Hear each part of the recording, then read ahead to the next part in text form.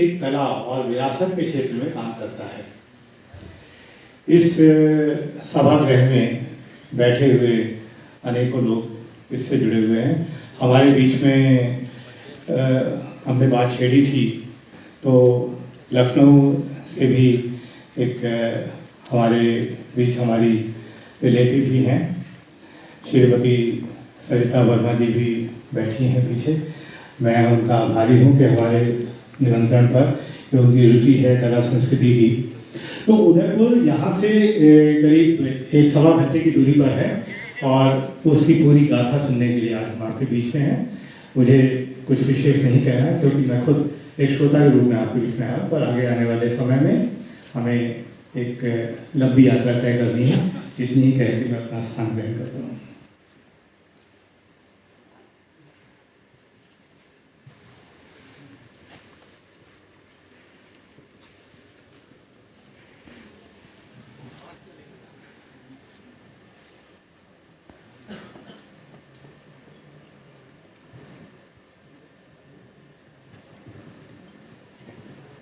नमस्कार।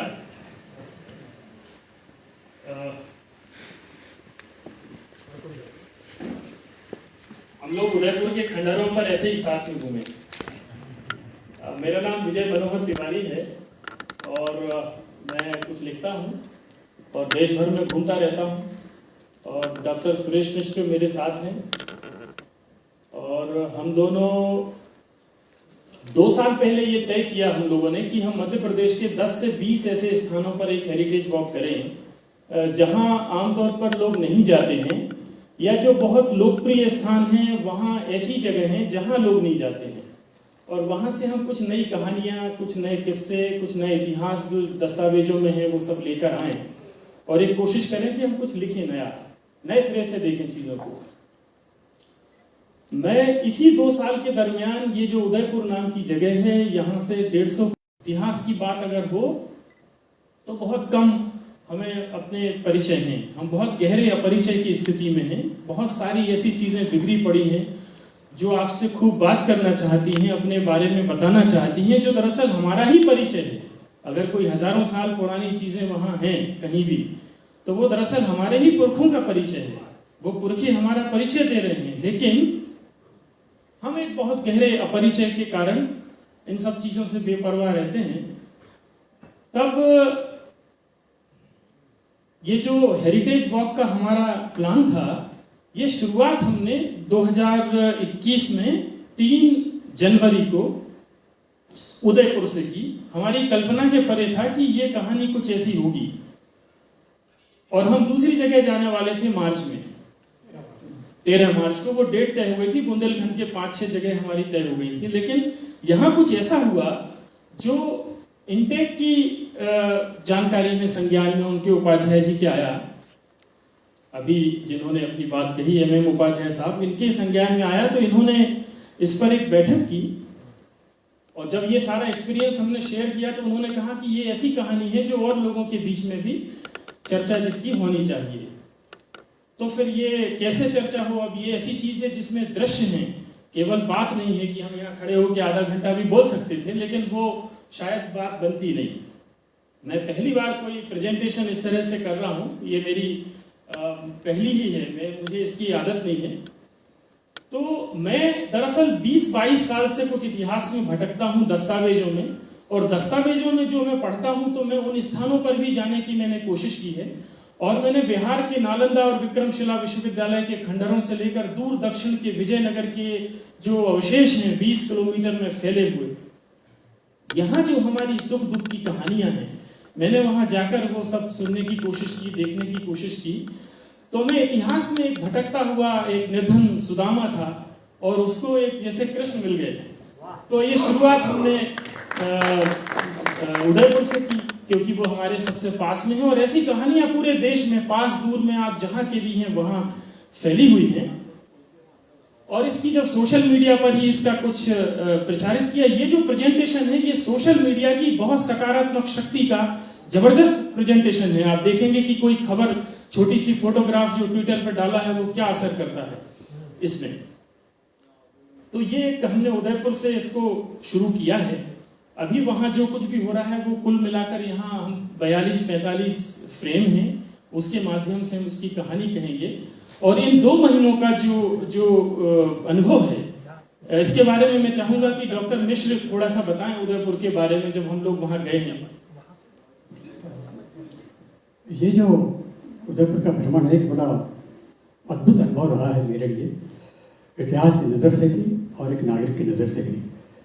सारी बातें अभी आपके सामने पेश होने वाली हैं। 2 मिनट में ये कहना चाहूँगा, जो ये चाहते हैं कि उदयपुर जाना, केवल उदयपुर जाने के लिए था कि भी हम लोग मंदिर देखें कि लौट आएंगे, और मंदिर बड़ा खूबसूरत है, ज़माने का बहुत बढ़िया मंदिर है वो। लेकिन मंदिर तक तो ठीक है, लेकिन मंदिर के बाद जब हम निकले तो हमारे चौंकने की बारी आई। हम मंदिर के बाहर के जो खंडहर जो हमको जब देखने निकले, तो फिर ये सारा जो आप देख रहे हैं उसके कारण है, मंदिर के कारण केवल नहीं। मंदिर तो बहुत प्रचारित है, लेकिन जो अप्रचारित है, जो पता नहीं है, उसको देख कर हम लोग चमत्कृत हुए, चिंतित भी हुए, और लगा कि कुछ किया जाना चाहिए। वहाँ आगे बढ़े तो पीछे एक राजमहल था, किसी का भी राजमहल है वो, ठीक है राजमहल है तो उदयादित्य का राजमहल था, देखा हम लोगों ने। लेकिन जब राजमहल के आसपास हम गुजरे तो वहाँ चहार दीवारी थी 1000 साल पुरानी, और चहार दीवारी में एक हिस्सा टूटा हुआ था जिसमें लोहे का गेट लगा हुआ था।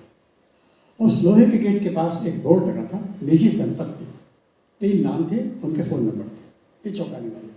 वहाँ से हमारा एक सफ़र, मानसिक सफ़र शुरू हुआ कि ये क्या हो रहा है, और तब लगा कि नहीं पूरा कस्बा हम देखें। तो जब कस्बा आगे बढ़े देखने के लिए तो लगा कि जितने अवशेष हैं ज़्यादातर ऐतिहासिक हैं, किसी में मकान है, किसी में घोंसले, किसी में मवेशियाँ बांधी जा रही हैं, किसी में दुकान है, और तब लगा कि ये मामला छोटा नहीं है। अगर राजमहल पर अतिक्रमण की बात होती है, राजमहल अगर निजी संपत्ति घोषित हो सकता है सरकारी संपत्ति होने के बावजूद, तो बाकी का क्या होगा।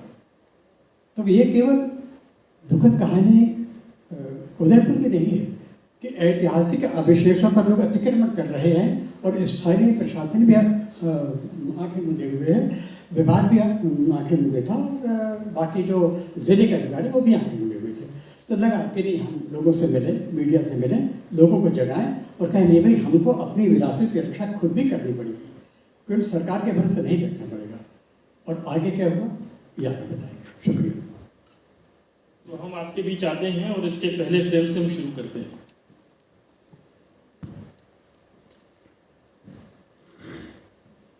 ये एक जिज्ञासु और एक जानकार की जुगलबंदी है उदयपुर में। लाइट ऑफ करेंगे।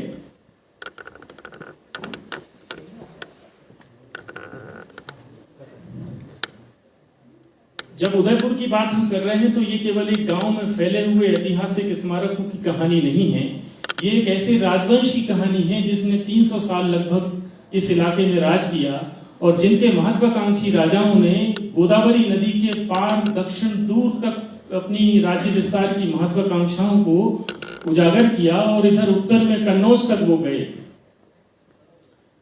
आज इसकी चर्चा केवल कुछ ताजे घटनाक्रम के कारण है, और उदयपुर जिस नाम से है वो राजा उदयादित्य के नाम से है। ये परमारों का इलाका था 10वीं 11वीं 9वीं सदी से लेकर 12वीं सदी तक। कोई जनजातीय संग्रहालय के यहाँ है करता धरता। उदयादित्य जो है वो राजा भोज की अगली कड़ी में आते हैं, और इस बड़े राजवंश के 11वीं पीढ़ी के शासक हैं ये पूरे परमारों के। इनकी राजधानी हम सब जानते हैं कि पहले उज्जैन में थी, दूसरी फिर वो राजा भोज उसको धार लेकर गए, और आखिर में जब उनका पराभव हुआ तब वो मांडू से राज कर रहे थे, जिसका उस समय नाम था मंडप दुर्ग। अब उतनी ये उदयपुर से क्या लेना देना हो सकता है परमारों का। तो मुझे ऐसा लगता है कि एक राजा के नाम से उनकी ये सरहद थी, यहाँ से दूसरे राज्य की सीमा शुरू होती थी। तो मुझे लगता है कि उदयादित्य जो हैं वो अपनी युवावस्था में यहाँ के सामंत रहे होंगे, ऐसा उस समय होता था। और ये रॉयल फैमिली की एक ट्रेनिंग प्रोसेस का भी हिस्सा होता था कि हम जानते हैं कि सम्राट अशोक मगध के सम्राट होने के पहले उज्जैन भेजे गए थे अपने पिता के समय, बिंदुसार के समय। तो उदयपुर मुझे लगता है कि जिस तरह के वहाँ महल और अन्य पूरा फोर्टिफाइड सिटी है, वो दुर्ग के अंदर पूरा विकसित रहा, एक भरा पूरा शहर है। और परमार जो थे वो अपने अद्भुत स्थापत्य के लिए भी जाने गए। आज उनका जो स्मरण है वो उनकी उन युद्धों के लिए नहीं है जो उन्होंने दक्षिण तक किए और उत्तर में कन्नौज तक उन्होंने लड़ाइयाँ लड़ी।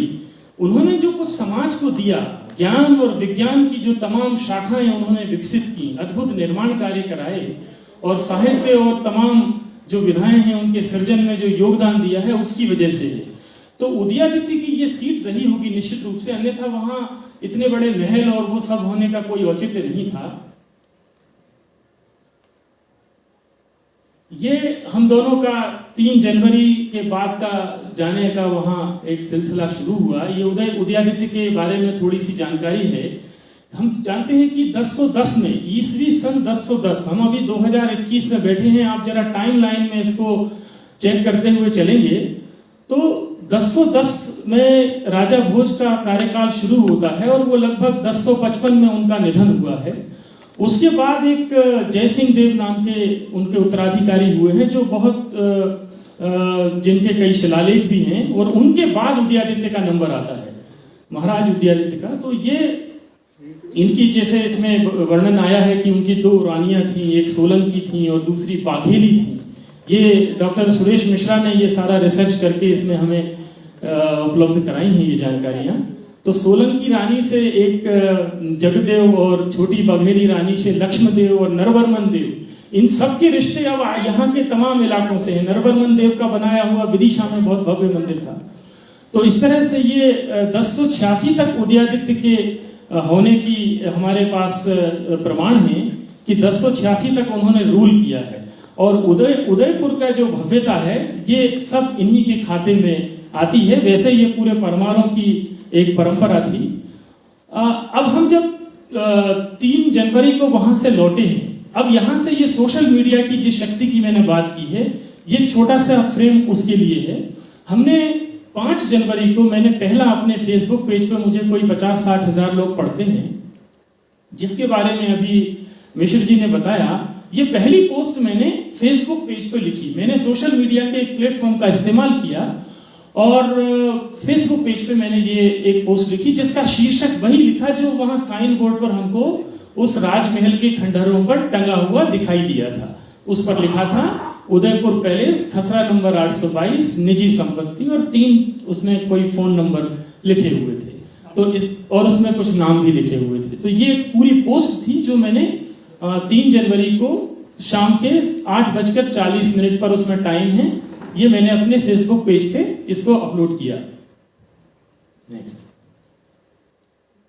और ऐसे फिर अलग अलग दिन जो घटनाक्रम वहां जिस तेजी से हुआ है, जिसकी फ्रेम हम आगे देखेंगे, फिर मैंने उन तारीखों में वो लिखा है और नीचे वो संख्या है जितने लोगों ने ये आर्टिकल मेरे पेज पे आके इसको पढ़ा और उसको देखा। ये ऐसी करीब 7-8 दिन तक मैंने लगातार ये पोस्ट की हैं और ये लगभग 60 से 70 हज़ार लोगों ने पढ़ी।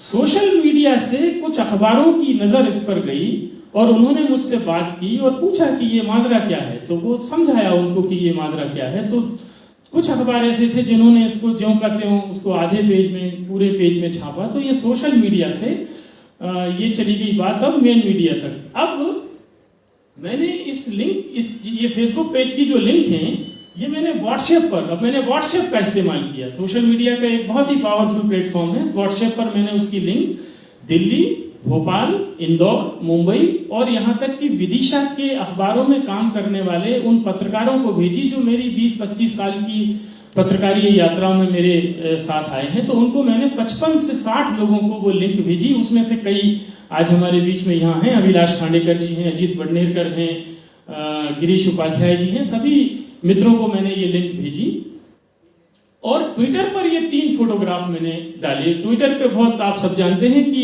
एक समय उसकी शब्दों की सीमा होती है, 150 शब्दों से ज्यादा का उसमें हम नहीं डाल सकते हैं। तो मैंने ये 3 फोटोग्राफ ये सिर्फ रास्ता चलते हुए हमने लिए थे, हमारा कोई उसमें मंतव्य नहीं था कि, लेकिन जब हम यहाँ से गुजरे इस महल के अंदर के खंडहरों से होके बाहर आए और इस कवर्ड कैंपस से जब हम बाहर निकले तो आप वो सामने तीसरे फ्रेम में देख रहे हैं वो बुर्ज है।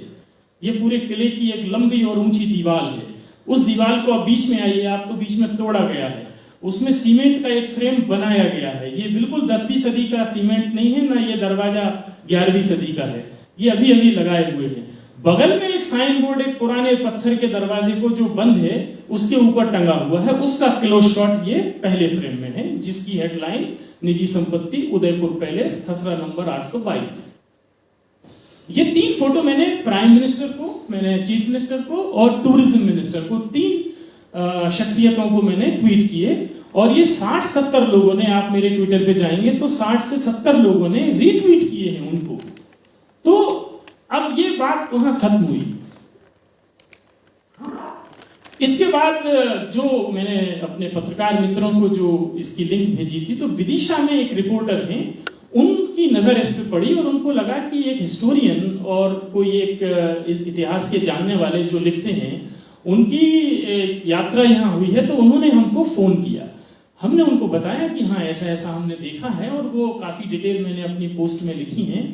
उसने ये खबर पहली वहां अखबार में ब्रेक की। ये विदिशा एडिशन तक सीमित समाचार हैं, ये भोपाल तक पहली बार चर्चा में आए हैं। तो ये खबर उन्होंने छापी, और वो 3 फोटोग्राफ उन्होंने वही लिए जो मैंने ट्विटर पे, फेसबुक पेज पे और व्हाट्सएप पर उसकी लिंक मैंने डाली थी।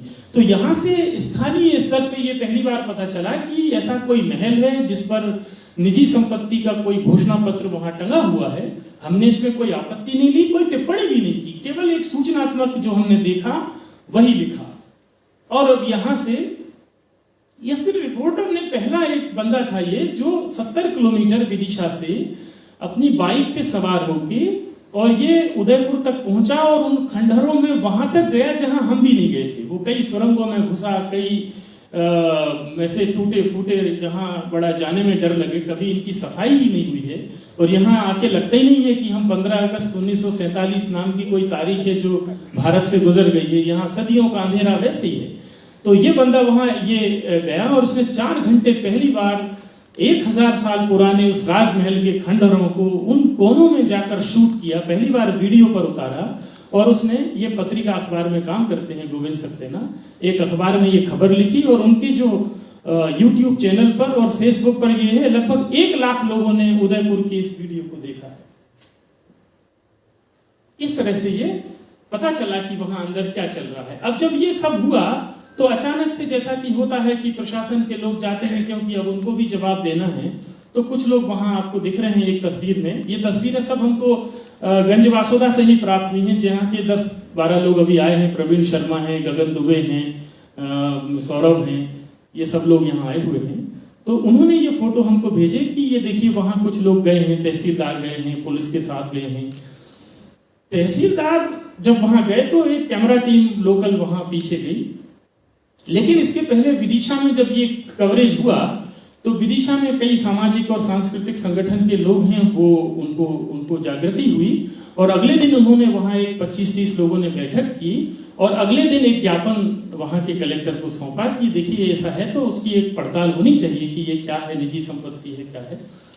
तो फिर ये मूवमेंट वहां हुआ, और तहसीलदार का एक वीडियो भी मुझे किसी ने भेजा था, जिस पर पता ये चला कि साहब वो निजी संपत्ति नहीं है, सरकार के रिकॉर्ड में तो वो सरकारी संपत्ति है। और कल किसी ने एक निजी संपत्ति का साइन बोर्ड यहाँ टांग दिया था, जो हमने आज उतार लिया है। ये उन्होंने एक ब्रेकिंग न्यूज हम सबको दी कि कल किसी ने टांग दिया था, आज हमने उतार लिया है। ये घटनाक्रम जब हुआ तो देखिए, जो मैंने कहा कि मैंने दिल्ली के कुछ मित्रों को और तमाम लोगों को इसकी लिंक भेजी थी। एक बहुत पॉपुलर पोर्टल है ये ऑफ इंडिया, आप सब इसके जानते होंगे। ये अजीत भारती उसके एडिटर हैं, और उन्होंने 50 मिनट उदयपुर के इस प्रसंग पर लाइव अपने YouTube चैनल पर किया है, जो 37,000 लोगों ने देखा ये वीडियो। तो इस तरह से ये बात धीरे धीरे,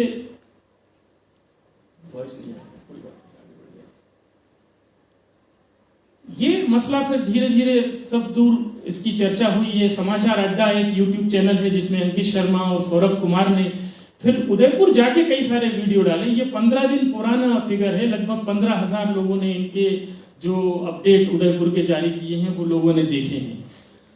अब देखिए कि तहसीलदार ने जब ये कहा तो उन्होंने कहा कि हमने इसको मौका दिया है, ये गवर्नमेंट की प्रॉपर्टी है, साइन बोर्ड हमने हटा दिया है और इनको एक सुनवाई का मौका दिया है, जो एक प्रशासन की विधिवत प्रक्रिया होती है कि आपकी निजी संपत्ति अगर है तो उसके कुछ डॉक्यूमेंट होंगे आपके पास में, तो वो पेश करें। तो 18 जनवरी उसकी एक तारीख तय हुई। 18 जनवरी को मुझे बासोदा के ही मित्रों ने, जो आज यहाँ उपस्थित हैं, उन्होंने मुझे एक पहला फ्रेम जो है, इसमें पढ़ने में नहीं आ रहा है लेकिन मैं बताऊंगा उसमें मजमून क्या है। ये उनकी तरफ से ये पेश किया गया कि ये हमारी निजी संपत्ति है। तो तहसीलदार जब 2021 के भारत में प्रशासन का एक अफसर जाके ये पूछ रहा है, तो वो बंदा जो अपनी निजी संपत्ति क्लेम कर रहा था वहां, वो सीधा जहांगीर के दरबार में पहुंच गया वहां से उठ के, और उसने जहांगीर के समय का एक कोई फरमान जो फारसी में कभी उनके यहाँ जारी हुआ होगा, उसका 2008 में उन्होंने इसका हिंदी तर्जुमा कराया होगा और उसको नोटरी से उसकी सील साइन है, ये उन्होंने तहसील में पेश किया। इसका मजमून तो और ज्यादा चौंकाने वाला था और हम सबको ये झिझोड़ने वाला है, नींद हराम करने वाली डिटेल्स हैं ये।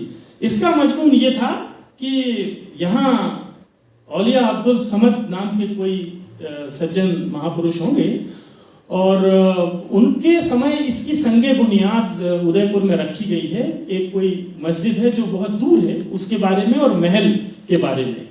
और उन सज्जन का ये दावा था कि 84 गांव की काजियात हमको यहाँ मिली थी उदयपुर में, और ये नूरुद्दीन जहांगीर बादशाह के समय का है। और वो इंतकाल जब फरमा गए तो जहांगीर बादशाह जो शाहजहां हुए हैं, उनके बेटे, वो उदयपुर आए हैं और उन्होंने यहाँ विजिट किया है।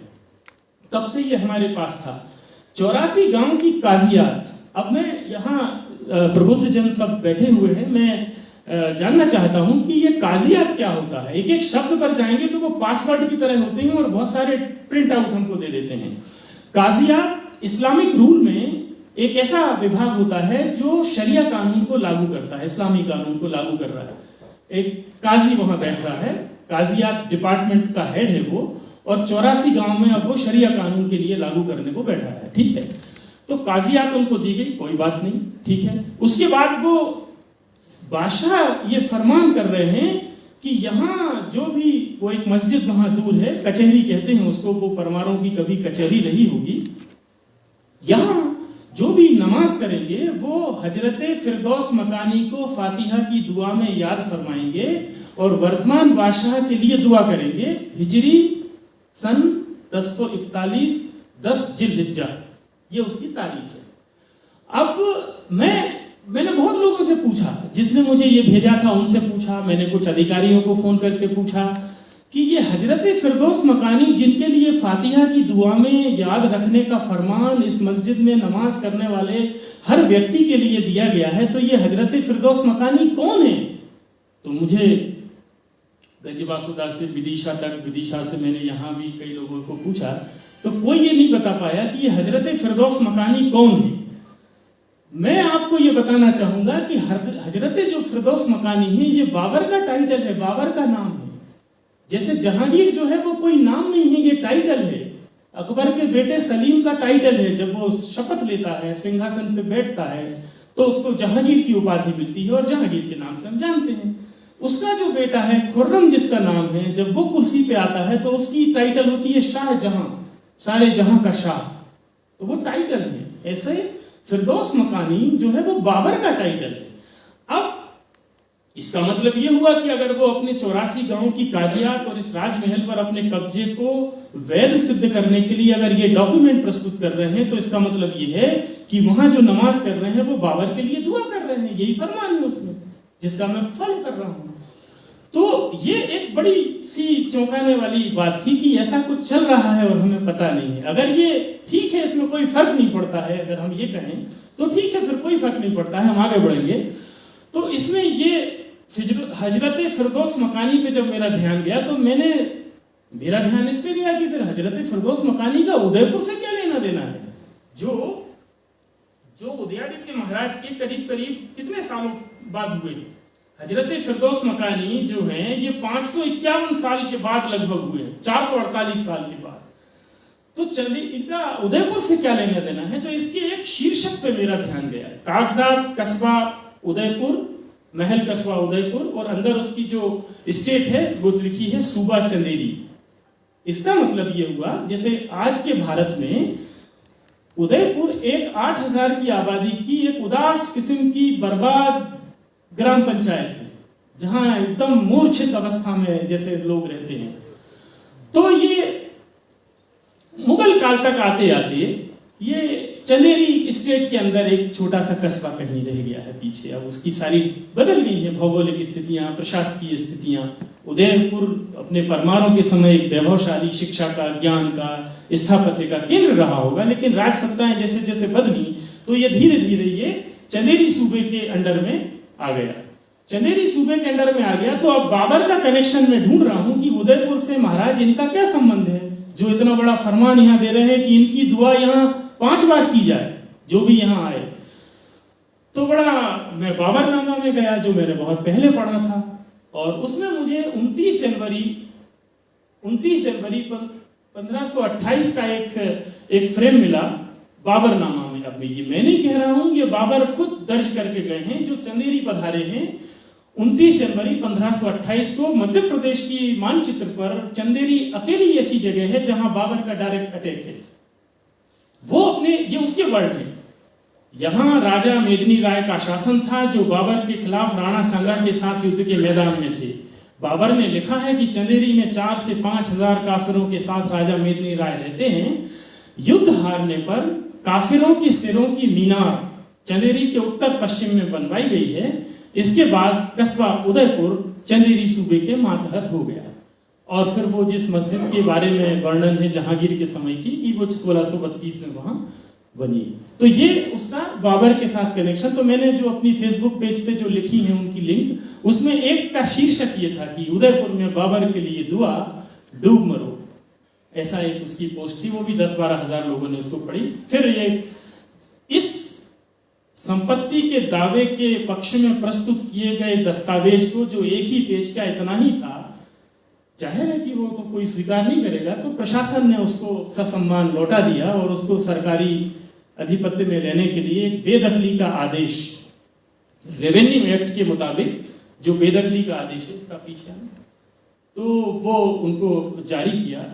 और फिर जिन्होंने अपना कब्जा वहां, ये दूसरा जो कब्जा नाजायज है, ये जो बेदखली का आदेश है ये 2021 का शायद 18 जनवरी की तारीख है, जिसमें उनके इस दावे के दस्तावेज को अवैध नाजायज मान के सरकार ने उनको कब्जा हटाने का ये जारी किया। और उसके बाद फिर उनको एक डेडलाइन मुकर्रर की, उसके पहले वो वहां से उन्होंने अपना सामान जो भी था समेटा। एक नई जानकारी इसमें ये मिली, क्योंकि उस दिन हम जब डॉक्टर मिश्रा और हम वहां थे तो वहां बताने वाला कोई नहीं था कि यहाँ कौन साहब रहते हैं, कब से रहते हैं, लेकिन लग रहा था कि ये बहुत वर्षों के निर्माण हैं, कब्जे हैं। तो एक दिन को मुझे वहाँ के किसी अधिकारी ने मुझे फ़ोन किया कि वो लोग जो डेडलाइन उनको दी थी उसके पहले ही वो वहाँ से चाबियाँ अपनी देकर चले गए कि हम कोई विवाद नहीं चाहते हैं, अगर सरकार ऐसा समझती है तो ये सरकार को हम इसका कब्जा सौंपते हैं। जाने के पहले उन्होंने एक नई जानकारी और दी कि साहब हम यहाँ रहते नहीं हैं, यहाँ तो एक मदरसा चलता है। तो ये भी पता चला कि एक तालीम का एक इदारा ये बन रहा था धीरे धीरे। तो इस तरह से ये वो सीन है जहां उन्होंने लिया। अब उदयपुर में क्या है, मंदिर की प्रसिद्धि, जैसा कि मिश्रा जी ने बताया कि मंदिर की प्रसिद्धि दूर दूर तक है। मैं एक बार वहां गया तो मुझे एक जर्मनी की एक महिला वहां मिली और उसके साथ उसका पति भी वहां थे। मैंने उनसे पूछा कि आप यहाँ क्यों आए हैं, भारत आए हैं तो आपको तो ताजमहल और कुतुब मीनार में होना चाहिए, इस गांव का परिचय किसने दिया? तो वो हिस्ट्री उसका विषय था, एक राइटर थी वो। उसने कहा कि मैं ऐसे पॉपुलर प्लेस में नहीं जाती हूँ, जो लोकप्रिय स्थान है मैं वहां नहीं जाती हूँ, और मैं हिंदुस्तान के दूर दूर इलाकों में जो बहुत अल्प ज्ञात स्थान हैं वहां मैं जाती हूँ। हेमंत जी दिख रहे हैं शायद मुझे, अगर मेरी नेत्र ज्योति ठीक है तो मैं उदयपुर बहुत समय से मैंने इसको सर्च कर रखा था और इस बार मेरे हस्बैंड भी साथ में आए हैं। तो वो किसी सब्जेक्ट दूसरे थे, तो उनकी कोई रुचि इसमें नहीं थी। बोले जो बात करना है मेरी वाइफ से करो। तो वो एक एक मूर्ति के सामने, मतलब मैंने इतनी सालों से मैं जाता हूँ और मैंने किसी को भी इस ढंग से चीजों को देखते हुए कभी नहीं देखा। लोग अंदर जाते हैं मंदिर में और भगवान नीलकंठेश्वर महादेव का ये मंदिर है, दर्शन करते हैं, पूजा प्रसाद करते हैं और अपनी कामनाओं के विष की एक थैली भी उनके कंठ में लटका के आ जाते हैं। और कभी वो उसके स्थापत्य को, कभी उसके डिजाइन को, कभी उसकी जो कलाएं हैं, जो तमाम चीजें उसके पूरे चारों तरफ अंकित हैं, उसको नहीं देखते हैं। इसका महत्व एक और मैं रेखांकित इस जगह करना चाहूंगा कि ये इस पूरे इलाके का, उदयपुर का ये मंदिर जो शिखर से नीचे तक आप देख रहे हैं, ये पूरे इलाके का एकमात्र अपनी पूरी ऊंचाई में बचा रह गया मंदिर है। उस पूरे इलाके के जितने भी मंदिर हैं वो सारे बीती सदियों में जो इतिहास के अंधड़ चले हैं, जिनके बारे में बहुत अलग से और विस्तार से कभी किसी और प्रसंग पे बात कर सकते हैं हम, एक भी बचा नहीं। और ऐसा नहीं है कि ये पूरा बच गया है, अभी मैं आगे के फ्रेम में बताऊंगा कि क्या क्या इसमें घटा है। तो लेकिन अपनी पूरी ऊंचाई में, पूरी शिखर से लेकर बिल्कुल जमीन तक अपनी पूरी ऊंचाई में बचा रह गया एकमात्र मंदिर है। और वो कैसे बचा रह गया होगा, ये एक अच्छी कोई कहानी इसमें हो सकती है, उसके कुछ बिंदु हम पकड़ने की कोशिश करेंगे।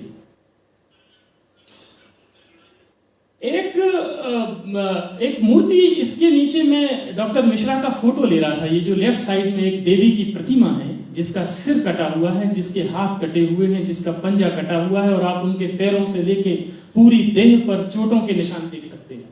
आप जैसे किसी मान लीजिए कि जैसे पोस्टमार्टम में जाते हैं तो वो चोट और घाव के निशान किसी लाश पे जो डॉक्टर देखते हैं और उस आधार पे ये कल्पना करते हैं, बताते हैं कि ये किस चीज से मारा गया होगा, तो वो चोटों के निशान आप देख सकते हैं। मैं इसके नीचे मिश्रा जी खड़े हुए थे और मैंने ये फोटो लिया। फिर जब मिश्रा जी हट गए तो मैंने इसका एक क्लोज शॉट लिया। ये 6 फीट हाइट से ऊपर है ये, तो इसलिए आप उसका जो लुक देख रहे हैं वो नीचे से ऊपर की तरफ खींचा गया फोटो है।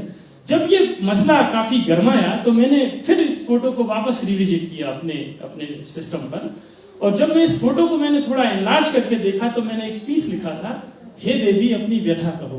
अब ये अलिखित इतिहास है, लेकिन आप कल्पना कर सकते हैं कि ये घायल अवस्था में पड़ा हुआ, अंतिम सांसें ले रहा, अपनी बिल्कुल पोस्टमार्टम के उसमें कोई मर गया है, बिल्कुल कोई व्यक्ति, आखिरी कोई सांसें चल रही हैं ऑपरेशन थिएटर में।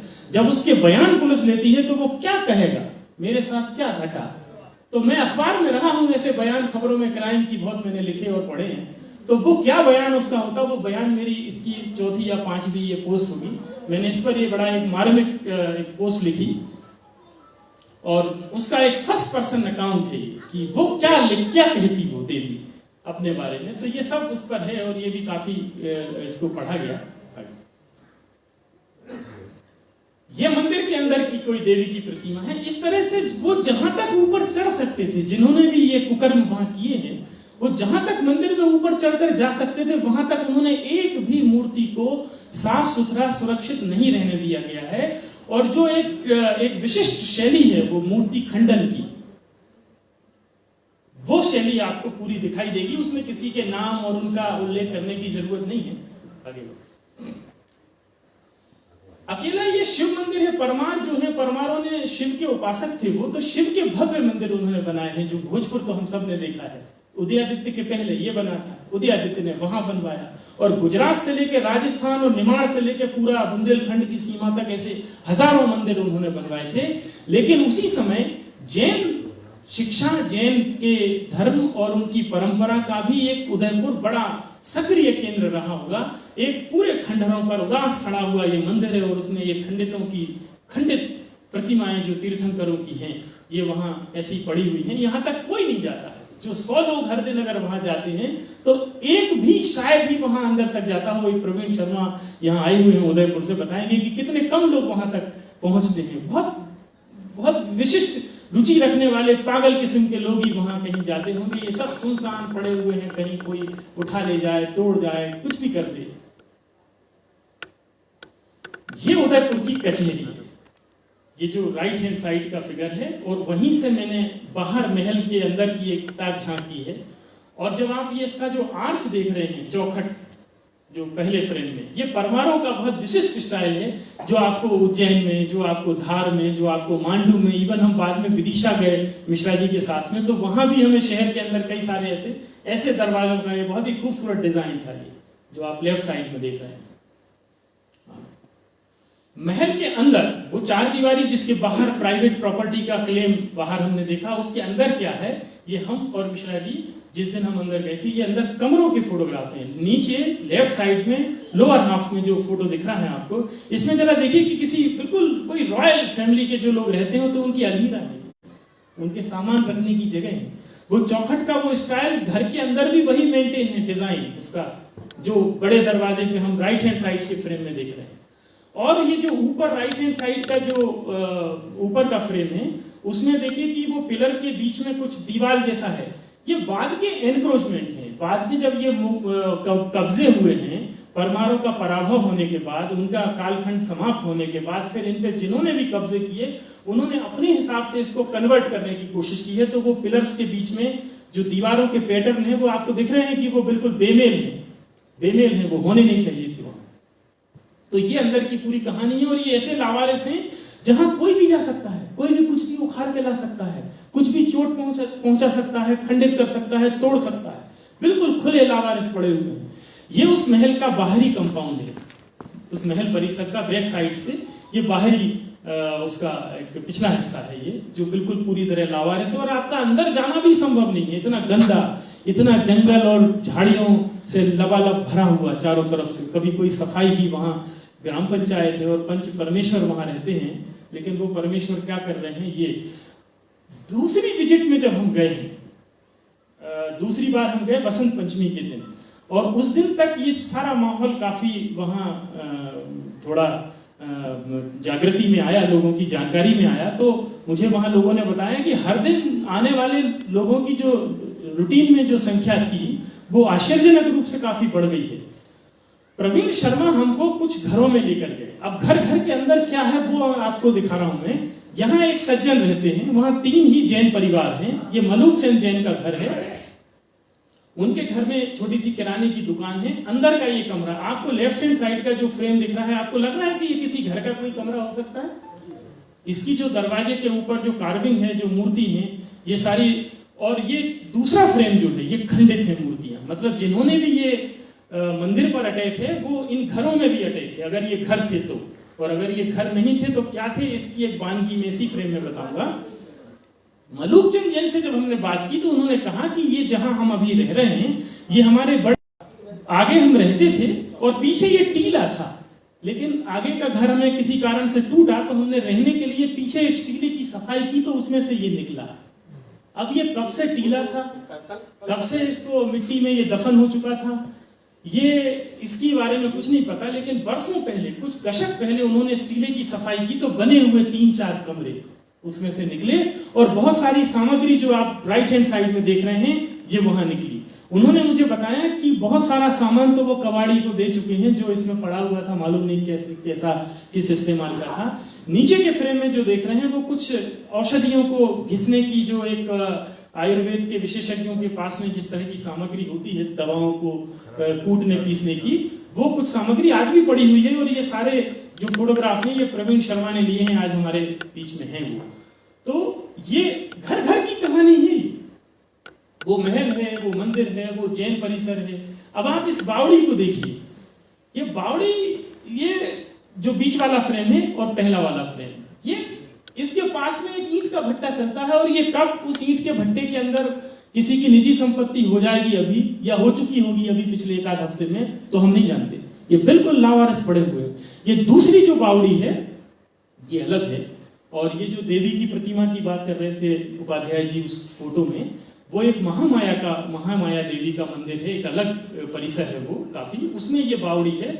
आपको ऊपर से पानी नीचे से खींचना है तो आप सामने खड़े होकर, वो सर्कल ऊपर दिख रहा है कुएं जैसा, आप वहां से पानी लेंगे। और अगर नीचे जाना है तो ये पूरा रैंप यहाँ से बना हुआ है कि कोई हाथी और घोड़े भी जाके नीचे पानी पी सकते हैं, ऐसा लंबा रैंप है ये। इस तरह से उसका फोटो लिया गया है। उदयपुर की जो नगर रचना है वो इस पहाड़ी के नीचे है। ये जो 2 हिस्सों में पहाड़ी दिख रही है, उसके नीचे उदयपुर शहर है और वो सारे मंदिर महल, उनका दुर्ग की संरचना, बावड़ियाँ और तमाम गलियाँ, दरवाजे, सब कुछ वहाँ है। ये जो पहाड़ी है उसके बगल में ये जो छोटा सा टुकड़ा आपको दिख रहा है लेफ्ट हैंड साइड में, ये नेचुरल नहीं है। इस पहाड़ी को काट कर, अगर आप सब लोग, हम एलोरा गए होंगे, वहां जो कैलाश मंदिर है, जो रॉक कट कैलाश मंदिर है जिसकी कोई नींव नहीं है, वो रॉक को ऊपर से काटते हुए जिसमें कार्विंग की गई है, ये दशकों तक, पीढ़ियों तक होने वाले काम है। तो वो मंदिर की साइज में एक रॉक को कट करा गया है जिसमें रॉक टेम्पल बनाने के शुरुआती सबूत भी उसमें है। और नीचे ये 27 फीट की चट्टान पर उकेरे गए शिव हैं, जहां ये एक सज्जन खड़े हुए दिखाई दे रहे हैं। और ये शिव की प्रतिमा वहीं पड़ी हुई है, कोई चाहे तो इसको तोड़ जाए, कोई चाहे तो इसको उठा ले जाए, अगर उसकी इतनी शक्ति है तो। दूसरा, मुझे ऐसा लगता है कि ये 27 फीट की प्रतिमा यहाँ पड़ी हुई क्या कर रही है? तो हो सकता है कि ये इसको उठाकर कहीं नगर में किसी, जैसे बड़े बड़े हम होर्डिंग देखते हैं ना, आजकल शहरों में बड़े बड़े होर्डिंग रहते हैं जो मार्केटिंग करते हैं चीजों की, तो मुझे लगता है वैसे किसी कल्पना से ये बड़ा फ्रेम यहाँ गढ़ा गया होगा और किसी कारण से ये ट्रांसपोर्ट नहीं हो पाया होगा, क्योंकि इतना भारी, इतना आकार में बड़ा है ये, तो ये वहीं स्थिर है, इसकी कोई बहुत अधिक सुरक्षा नहीं है। और ये है क्या, इसके बारे में वहां कहीं दो शब्द भी नहीं मिलेंगे और बताने वाला कोई नहीं मिलेगा। अब आप इस पहाड़ी के ऊपर आइए, तो वो जो लेफ्ट हैंड साइड में रॉक कट दिख रहा था वो ये है, जो इसकी लेफ्ट साइड का जो पिक्चर है ये वो है। और उसकी एक दीवार पर ये मूर्तियां गढ़ने की वैसी ही कोशिश की गई है कि अगर ये प्रोजेक्ट कभी पूरा होता तो जैसा एलोरा का मंदिर आप देखते हैं महाराष्ट्र में, वैसा कुछ ये बनाने की कोई स्कीम रही होगी। जैसे भोजपुर का मंदिर अधूरा रह गया बनने से, ऐसा ही ये और इनिशियल स्टेज पर, बहुत ही शुरुआती चरण में ही ये काम किसी कारण से पूरा नहीं हो पाया और ये इसी रूप में खड़ा हुआ है। लेकिन इधर कुछ अलग तरह के दृश्य हमें दिखाई पड़ते हैं जो हम आगे देखेंगे। जब आप उदयपुर में घूमेंगे, जब आप इस पहाड़ी पर जाएंगे, तो ये दो फोटो ब्लैक एंड व्हाइट मेरे डिजाइनर ने किए हैं, क्योंकि वो जानता है कि मैं एक लेखक हूं और मेरी भावनाएं जल्दी आहत हो जाती हैं, तो उसने कलर नहीं किया है, इसने ये ब्लैक एंड व्हाइट उसने ये छोड़ दिए हैं कि उदयपुर के चप्पे चप्पे में ये पहाड़ी के ऊपर के दो तस्वीरें हैं। कभी कहीं भी आपको अभी अभी कुछ 8-10 दिन पहले डाली गई कुछ हरी हरी सी चादरें आपको नजर आएंगी, जिनके ऊपर 4-6 पत्थर रख दिए गए हैं, और 10-20 दिन अगर कोई उस पर कोई सवाल नहीं कर रहा है या सब ऐसे ही चल रहा है जैसा कि चलता ही है हमारे बीच में, तो फिर कोई एक अगरबत्ती, कोई एक लोबान और कोई एक और आके बैठ के कोई रहमतुल्लाह अलैह की कोई दरगाह जैसा कुछ निर्माण कार्य भविष्य में होंगे, तो ये ऐसे आपको उदयपुर में जगह जगह दिखाई देंगे। मैंने कपड़े की दुकान से पूछा कि आपके यहाँ सबसे ज्यादा किस कलर का कपड़ा बिकता है, तो बोला हरे रंग का। पूरे उदयपुर में चप्पे चप्पे में आप ये इस तरह का एक फैला हुआ चीजें देखेंगे। अगर कोई पुरानी किसी की ऐसी समाधि है तो वो सब हमारे आदरणीय पुरुष ये मान लेते हैं उनको, तो उसकी तो जस्टिफाई होती है। लेकिन अभी अभी 4 दिन पहले क्या किसी की रूह दफन हो गई जाके, क्या कोई शरीर में तो आया, चादर अभी अभी डाली गई है। मंदिर के अंदर आइए। अब आप ये मंदिर की जो गली है, एकमात्र ये दम घोंटू 10 फीट की गली है जहां से आप मंदिर के अंदर जाते हैं कि अगर एक गाड़ी अंदर जा रही हो तो दूसरी वहां से आ नहीं सकती है। और हमारे यहाँ एक परंपरा है कि जिस दुकान से सामान खरीदना हो वहां ट्रैफिक कितना भी प्रॉब्लम हो, गाड़ी तो उसके सामने ही खड़ी करेंगे, हम 4 कदम इधर उधर नहीं करेंगे, तो मंदिर तक ही गाड़ी लेके जाएंगे। तो ये हालत है। अब उस रास्ते में भी एक मकान पर किसी ने ये, आप देखिए कि एक छोटी सी मकान पे ये एक साइन बोर्ड टंगा हुआ है। मैं ये विषय पता नहीं, मुझे सच कहना ही चाहिए, मैं एक जर्नलिस्ट रहा हूँ और तथ्यों पे काम करता हूँ। तो इस मकान पर किसी ने जामा मस्जिद का बोर्ड वैसे ही लटका दिया जैसा एक बोर्ड हम अभी देख कर आए हैं। अब इसके ऊपर 2 मीनार हैं। जो पीछे वाली मीनार है वो सीमेंट की है, छोटी सी जो दिख रही है मिनिएचर। जो बगल वाली जो बड़ी दिख रही है उसके ऊपर प्लाईवुड और लोहे का एक आयरन का फ्रेम बना के उसको प्लाईवुड से फ्रेम करके उसके ऊपर टोपी की तरह पहना दी गई है, क्योंकि ये एएसआई के मॉन्यूमेंट के 100-150 मीटर के दायरे में है, तो वहां कोई मजबूत कुछ नहीं बना सकते। तो उन्होंने एक तरीका ये निकाला कि प्लाईवुड की टोपी पहनाओ। तो प्लाईवुड की ये टोपी दूसरी पे, अब ये भी हमें समझ में नहीं आती अगर वो पहली वाली वैसी ना छोड़ देते तो पहली वाली सीमेंट की कम हाइट की है, इसकी हाइट बढ़ा रहे हैं। अब अगर ये हाइट बढ़ गई तो वो 4 किलोमीटर दूर से वो मंदिर आपको नजर में आता है, तो वो सब दिखना बंद हो जाएगा और एक अलग तरह की आइडेंटिटी वहां क्रिएट होती हुई आने वाले सालों में देखेंगे। नेक्स्ट,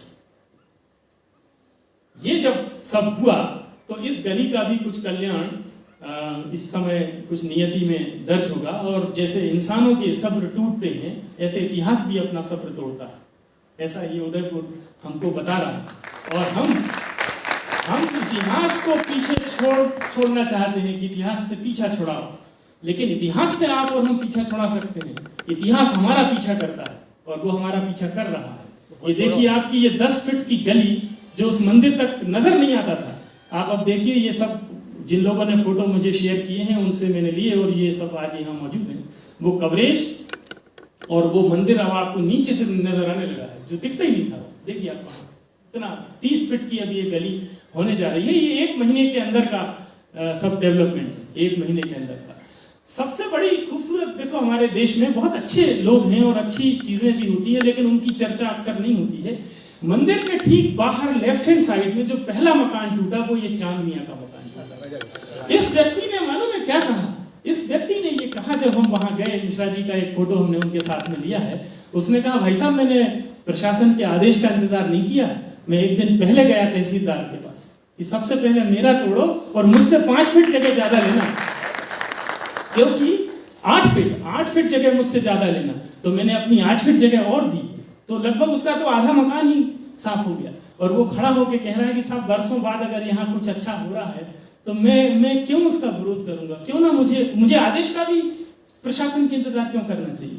तो राजा मियाँ की एक ऐसे लोग भी हमारे बीच में हैं, उन्होंने सबसे पहले जगह दी, सबसे ज्यादा जगह दी और बाकी लोगों को इस बात के लिए प्रेरित किया कि कुछ अच्छा अगर हो रहा है, यहाँ लोग आएंगे तो हमारे ही कारोबार बढ़ने वाले हैं, हमारे ही जगह का कल्याण होने वाला है। तो उन्होंने ये पहल की, तो हमें लगा कि इनसे भी आपका परिचय कराना चाहिए। ये बहुत ही एक्सक्लूसिव एक सेक्शन है इस पूरे प्रेजेंटेशन का। ये पत्थर की जो जाली देख रहे हैं, ये फ्रेम उदयपुर के मंदिर के ही परिसर का है और ये एक ही पत्थर पे बनी हुई एक जाली है। इसमें हम जब आप मंदिर के अंदर जाते हैं तो 3 दरवाजे मंदिर के अंदर जाने के लिए हैं ऊपर, और उन तीनों दरवाजों के दोनों तरफ कम से कम 20 इंस्क्रिप्शन हैं संस्कृत के। 20 छोटे बड़े, कोई 6 लाइन का, कोई 8 लाइन का, कोई 20 लाइन का, ऐसे छोटे बड़े 20 इंस्क्रिप्शन हैं। जब हम लौट कर आए तो ये हमने होमवर्क किया है। डॉक्टर मिश्रा ने ये पूरा काफी ये सेक्शन उन्होंने इसमें सारा काम उनका है, और उन्होंने जो इंस्क्रिप्शन पढ़ लिए गए हैं वो भी पढ़ के किताबों में रख लिए गए हैं। लेकिन उदयपुर में आने वाले लोगों को या उदयपुर में रहने वाले लोगों को ये जानने का अधिकार नहीं है कि ये लिखा क्या है। इसलिए वहां एक तरह की भ्रांतियां ये हमारे यहाँ गांव में है कि ये मंदिर एक रात का बना हुआ है। अरे भैया, वहां इंस्क्रिप्शन लिखे हुए हैं, ये कैसी निरक्षरता की बात आप कर रहे हो कि एक रात में बना के दिखाओ आप जरा ऐसा। लेकिन एक किंवदंती चलती है कि साहब एक रात में बना था, सुबह होते ही चूंकि सूरज उग गया था तो ये निर्माण कार्य पूरा हो गया। 1080 का ये पहला शिलालेख है। अब जब मैं आपसे 1080 के शिलालेख की बात कर रहा हूं तो ये 1080 वो सन है जब उदयादित्य स्वयं शासन में है, और ये संस्कृत का जो शिलालेख है ये ASI का एक बुक है जो ये डॉक्टर मिश्रा ने इसको निकाला है कि ये संस्कृत का वो शिलालेख जो वहां है उसका ओरिजिनल, उसकी एक लाइन का हिंदी में वो, और उसका अनुवाद ये हमने कोशिश की है करने की। संस्कृत में इसके शिलालेख में परमार राज्य को एक सत्ता के अंतर्गत लाने के उपलक्ष्य में राजा उदयादित्य को आशीर्वाद इस शिलालेख में दिया गया है। श्लोक के जो रचयिता हैं वो कोई पंडित श्रृंगवत्स हैं, उनके पुत्र पंडित महिपाल। ये जो श्लोक किसी ने लिखा है उसकी ये क्रेडिट लाइन है। जैसे आज अखबारों में खबरों की बाईलाइन छपती है, वैसी ये क्रेडिट लाइन है उस व्यक्ति की जिन्होंने ये रचना की है। और इस मंदिर को उदयेश्वर देव का मंदिर कहा है। इसकी तिथि जो है वो 1080 ईस्वी सन में आती है, जिसका संवत 1137 है। देवपाल के समय का ये दूसरा शिलालेख निकला जिसमें ये ईस्वी सन 1229 का है, 1229 का। और देवपाल जो है वो अगली कड़ी में परमारों के एक राजा हुए हैं जिन्होंने उदयपुर को देवधर्मपुरी कहा है अपने शिलालेख में। उन्होंने पूर्णिमा के दिन के किसी दान का इसमें उल्लेख है। इस शिलालेख में 2 ऐसे गांव के नाम हैं जो खरही और उमरता, इस नाम के गांव आज भी हैं वहां पर, जो उदयपुर से सिर्फ 6 किलोमीटर की परिधि में है। अब ये 1229 का जो हाईलाइट हमने किया है, ये कितनी साइज का है ये लिखा है, ये 32 सेंटीमीटर इसका लंबाई है शिलालेख की, इसकी चौड़ाई 49 सेंटीमीटर है, ये 15 इसमें पंक्तियां हैं। हर एक अक्षर का जो टाइप है, साइज, ऐसा लगेगा जैसे बिल्कुल प्रिंटर में से निकाल दिया है ऐसा। तो 2.5 से 3 सेंटीमीटर का प्रत्येक अक्षर है इसमें। और इसमें परमार राजाओं को जो उनकी उपाधियां होती थी, परमार, भट्टारक, महाराजा अधिराज जैसी उपाधियों के उसमें उल्लेख हैं।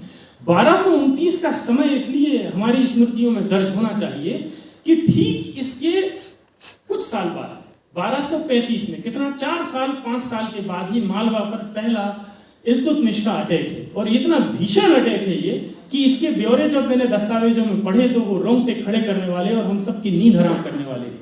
ये पूरे मालवा को उसमें तहस नहस हुआ है। इसमें विदिशा का विजय मंदिर, जो विदिशा से मित्र आए हैं, वो अपने विजय मंडल नाम से जो पुराने विदिशा में एक स्मारक है, वो पूरा तोड़ दिया गया है। और अगर इस मंदिर का वो हाल होता तो ये टॉप टू बॉटम सब कुछ नष्ट हो चुका होता है, जो विदिशा में जो त्रासदी हुई। और वो नरवर्मन का बनवाया हुआ है विदिशा का मंदिर, जो इल्तुतमिश ने डायरेक्ट तोड़ा।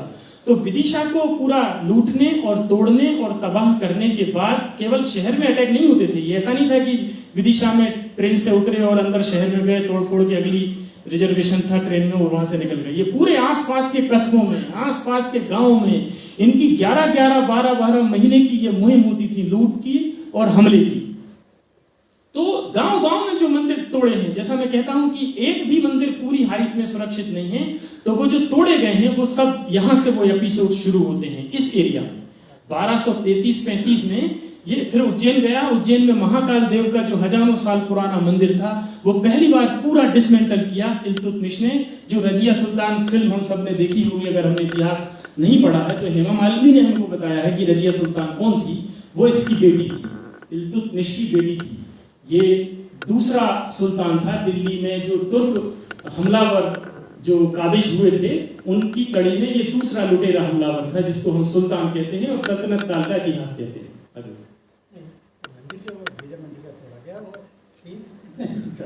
हाँ, ये बहुत इंटरेस्टिंग है। ये अब ये बातें मैं कह रहा हूं, लेकिन मैं ये कैसे कह रहा हूं? तो मिन्हाजुद्दीन सिराज इल्तुतमिश का एक समकालीन राइटर है, उसने विदिशा के हमले में जो कुछ हुआ है उसकी लाइव रिपोर्टिंग की है। उस लाइव रिपोर्टिंग में वो ये बताता है कि ये विदिशा का जो मंदिर तोड़ा गया है ये 105 गज ऊंचा था।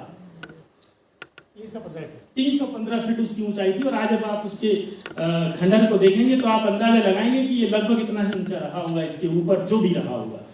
अब आप देखिए उदयपुर के अंदर एक ये जगह है जिसको बीजा मंडली कहते हैं और ये किसी निजी इस्तेमाल में आती है ये जगह। वहां पर वैसा ही दरवाजा है जैसा हमने अभी मलूक चंद जी के घर के अंदर देखा। उस दरवाजे के लेफ्ट हैंड साइड में ये इंस्क्रिप्शन है और ये 8 पंक्तियों का है, संस्कृत का है और ये पढ़ा नहीं गया है, लेकिन इसके सामने एक गाय बंधी हुई थी, नीचे पूरा गोबर फैला हुआ था और अंदर घास भरी हुई थी। जो मैंने पिछले फ्रेम में लिखा कि घर घर में वहां इतिहास है, तो ये घर घर में इतिहास, एक घर का इतिहास ये भी है। जो इतिहास क्या है वो हमें पता नहीं है। ये मंदिर के दरवाजों पर दोनों तरफ से जब आप कहीं से भी जाएंगे, 3 दरवाजे हैं, तो दोनों तरफ इस तरह के इंस्क्रिप्शन हैं और इनको बहुत संरक्षित नहीं है। इनको अगर कुछ कांच के फ्रेम में कर दिया जाए तो ये बचे रहेंगे, अन्यथा लोग इसको स्पर्श करते हैं, कुछ कोशिश भी करते हैं कुछ अपनी और इसमें अपना इतिहास जोड़ने की, तो वो वैसे खंडित भी कई जगह आपको दिखेंगे जो मिट गए हैं, धुंधला गए हैं और ये प्रकाशित भी नहीं है, तो इनको पढ़े जाने की बहुत जरूरत है। ये बहुत सावधानी पूर्वक समझने जैसा एक मामला है। ये 2 फारसी के मंदिर परिसर में ही शिलालेख है। जब मिश्रा जी और हम इसको देख रहे थे तो ये आश्चर्यजनक था कि ये फारसी का शिलालेख यहाँ क्या काम कर रहा है, इसका क्या काम है। ये क्या उदयादित्य जी महाराज के समय कोई फारसी का स्कूल भी यहाँ उन्होंने भाषा विज्ञान विभाग के अंतर्गत कोई खोला था कि अलग अलग भाषाओं की ज्ञान प्राप्त करें लोग, तो ये शिलालेख क्या कह रहा है। तो हम इसकी ये फोटोग्राफ लेकर आए और मिश्रा जी ने किसी फारसी के जानकार को ये पढ़ने के लिए दिए हुए हैं, जो पूरे अभी पढ़े जाने बाकी हैं। लेकिन इसमें 2 चीजें क्लियर हुई, एक तो इसका टाइम और दूसरा इसमें एक नाम। जो टाइम है इसका वो 1336-38 का टाइम है। इस टाइम पर दिल्ली में मोहम्मद बिन तुगलक का कब्जा था, ये उसके समय का दस्तावेज है। और अगर आप उदयादित्य से इनको आंकेंगे टाइमलाइन में, तो ये उदयादित्य महाराज के जाने के 258 साल बाद का एक मूवमेंट हमें यहाँ दिखाई पड़ता है। इसमें वो किसी मस्जिद के निर्माण की बात कर रहा है, ये क्लियर है। अगले फ्रेम में आइए आप।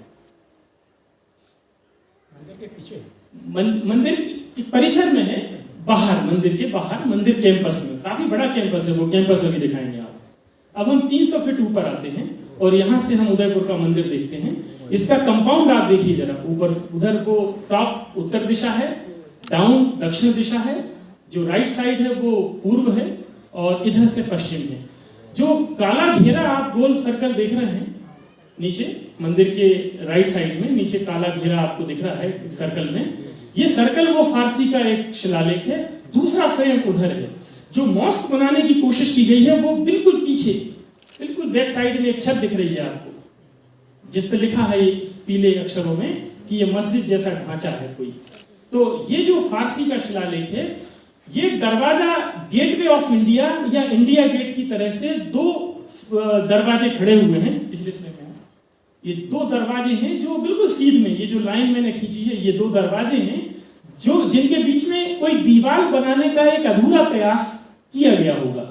अगर ये दीवार बन जाती तो क्या होता, वो मैंने इसमें बताने की कोशिश की है कि जो नीचे से ऊपर तक एक लाइन दी हुई है, ऐसी एक दीवार दोनों दरवाजों को कवर करते हुए बनती और ये मंदिर से बिल्कुल पिछले हिस्से से टच करती हुई निकलती। फिर आप मंदिर को घूम के इधर से उधर नहीं जा सकते थे।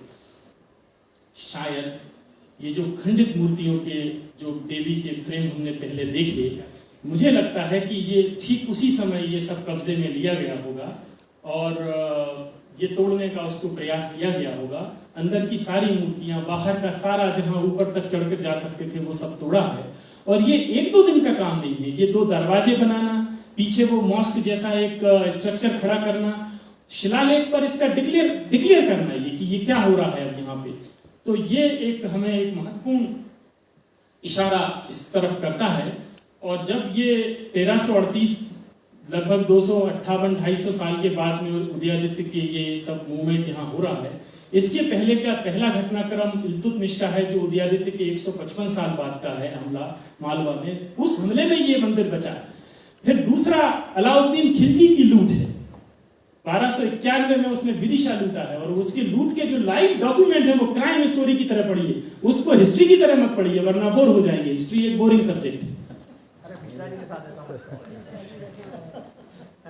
तो अलाउद्दीन खिलजी का 1291 में विदिशा की जबरदस्त लूट है और विदिशा वालों ने, मतलब मैं विदिशा में पढ़ा हूं और वहां का निवासी हूं और इस नाते शर्मिंदा हूं कि विदिशा के लोगों ने उसको देवगिरी का पता बताया कि यहाँ तो कुछ भी माल नहीं है, माल तो देवगिरी में है। तो फिर वो 5 साल बाद वहां गया लूटने के लिए। खैर, तो ये ऐसा कुछ, तो वो बाहर जो पूर्वी दिशा का जो गेट है राइट साइड में, उसको बंद किया गया है, वो आज भी बंद है। सारे दरवाजे बंद किए गए हैं। पीछे की तरफ से इसको दरवाजा चालू किया गया है। जो रास्ता 10 फीट की दमघोंटू गली हमने देखी, वहां से होकर आप इस तक आते हैं। और अगर ये दीवार बन गई होती तो इसका क्या हाल होता, इस मंदिर को कितना बचता, कितना ना बचता, क्या कहानी रही होगी कि इतना कुछ बनाने के बाद वो बीच में कैसे भाग गए। अब मैं जब 1338 के कालखंड में एंटर करता हूं तो ये मोहम्मद बिन तुगलक के समय उसके 18 विद्रोह हैं पूरे देश में और 1336 में एक जबरदस्त लोगों ने विद्रोह किया है। और जो लोग ये कहते हैं कि भारत के मूल निवासियों ने संगठित विरोध नहीं किया कभी, आपको जियाउद्दीन बर्नी ये बताएगा उन डॉक्यूमेंट्स में, आप जाइए तो उसमें वो ये बताएगा कि जगह जगह मंडल बनाकर, समूह बनाकर, संगठित होकर लोगों ने मोहम्मद बिन तुगलक का विरोध किया और उसका जीना हराम कर दिया। तारीख फिरोज शाही नाम की किताब में जियाउद्दीन बर्नी के ये सब लाइव डॉक्यूमेंट हैं। वो खुद उस समय 16 साल तुगलक का एडवाइजर रहा है वो। तो क्या कारण था कि ये बच गया? क्या कारण था कि ये बाहर कुछ तोड़ फोड़ कर और ये 2 दरवाजे लगाकर जो कुछ महीनों तक यहाँ उस अवस्था में इन्होंने काबिज रहे होंगे, नहीं तो ये काम 2-4 दिन का नहीं है। लेकिन किनके कारण ये अधूरा छूट गया, ये एक बड़ी स्टोरी है जिस पर कुछ बहुत लिखा जा सकता है। आगे एक बड़ी चिंता की एक विषय है जिसकी तरफ हम सबका ध्यान जाना चाहिए मंदिर में कई जगह कुछ ये क्रैक आए हैं। ये प्रवीण जी ने ही ये फ्रेम हमको भेजे थे, और आधा किलोमीटर के दायरे में वहाँ सैंडस्टोन की एक बड़ा पॉपुलर सेंटर है ये, जहाँ खदानें हैं, और वो लगभग 2,500 से 3,000 हेक्टेयर में है। मतलब ये लगभग 10 से 15,000 बीघा जमीन होती है जिसमें एक छोटा मोटा शहर बस जाए। इतने एरिया में पूरी इलीगल माइनिंग, जो रात में वहाँ धमाके करते हैं और पूरा स्टोन वहाँ से लूटते हैं। अगर अवैध है तो लूट है फिर ये, और उसकी वजह से ये मंदिर में कहीं कहीं अंदर आपको ये क्रैक दिख रहे हैं। ये इस तरह के बड़ा एक चिंताजनक ये स्थिति है, और इससे मुझे लगता है कि अपनी कब्र में सोया हुआ तुगलक बड़ा खुश होगा कि जो काम मैंने अधूरा छोड़ा था वो वही लोग पूरा कर रहे हैं।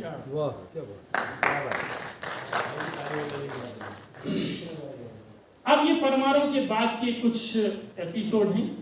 हमारी ईमानदारी इस बात में होनी ही चाहिए कि हम उसको एक 360 डिग्री पर देखें। तो वहाँ ये कुल 4 मस्जिदों के प्रमाण हैं, और उन सब में फारसी के शिलालेख हैं। सभी मस्जिदें जो हैं पुरातत्व विभाग के अंडर में हैं, और वो शिलालेख भी छपे हुए हैं।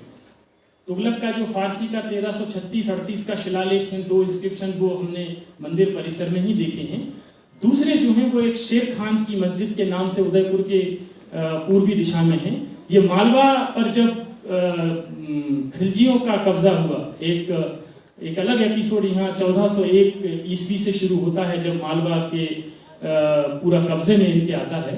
तो ये 1488 का ये एक उनके कोई दरबारी थे शेर खान नाम के, उन्होंने यहाँ ये मॉस्क बनवाई थी। फिर उसके मंदिर के दक्षिण दिशा में इस्लाम शाह सूर की कोई मस्जिद है, जिसमें 1559 ये बाबर के आने के लगभग 20 साल बाद, बाबर 1528 में यहाँ उनका मंगल प्रवेश हुआ है, तो उसके 20 साल बाद यहाँ ये शेर शाह सूरी के खानदान के लोगों का कब्जा फिर उदयपुर पे हुआ। जिस कचहरी का फ्रेम हम देख कर आए हैं, उस कचहरी में एक मस्जिद है, वो उसको मस्जिद भी कहते हैं, और शिलालेख के अनुसार यही है वो जगह जहाँ जहांगीर ने 1632 में अपना दावा है कि उन्होंने बनाना शुरू की थी, और 84 गांव की काजियात उस महल के उन वारिसों को पाई गई जो हमें अभी मिले हैं। ये कुछ लोगों के मैंने फेसबुक से फ्रेम लिए हैं। ये भोपाल के लोग हैं जो उदयपुर गए हैं, और उन्होंने वहाँ के बारे में कुछ कमेंट किए हैं, तो मुझे लगा कि इन लोगों को इसमें जगह मिलना चाहिए। पीयूष जोशी हैं, बहुत युवा आर्किटेक्ट हैं, इन्होंने वहाँ गए और वो एक आर्किटेक्ट की नज़र से, एक वास्तुशास्त्री की नज़र से उन्होंने उदयपुर को स्टडी किया, और वो उन्होंने कुछ कमेंट किया था, तो वो मैंने इसमें ज्यों का त्यों लिया है। डॉक्टर विजय अग्रवाल को हम सब जानते हैं, ये आज आने वाले थे, लेकिन छत्तीसगढ़ में हैं तो इसलिए आ नहीं पाए हैं।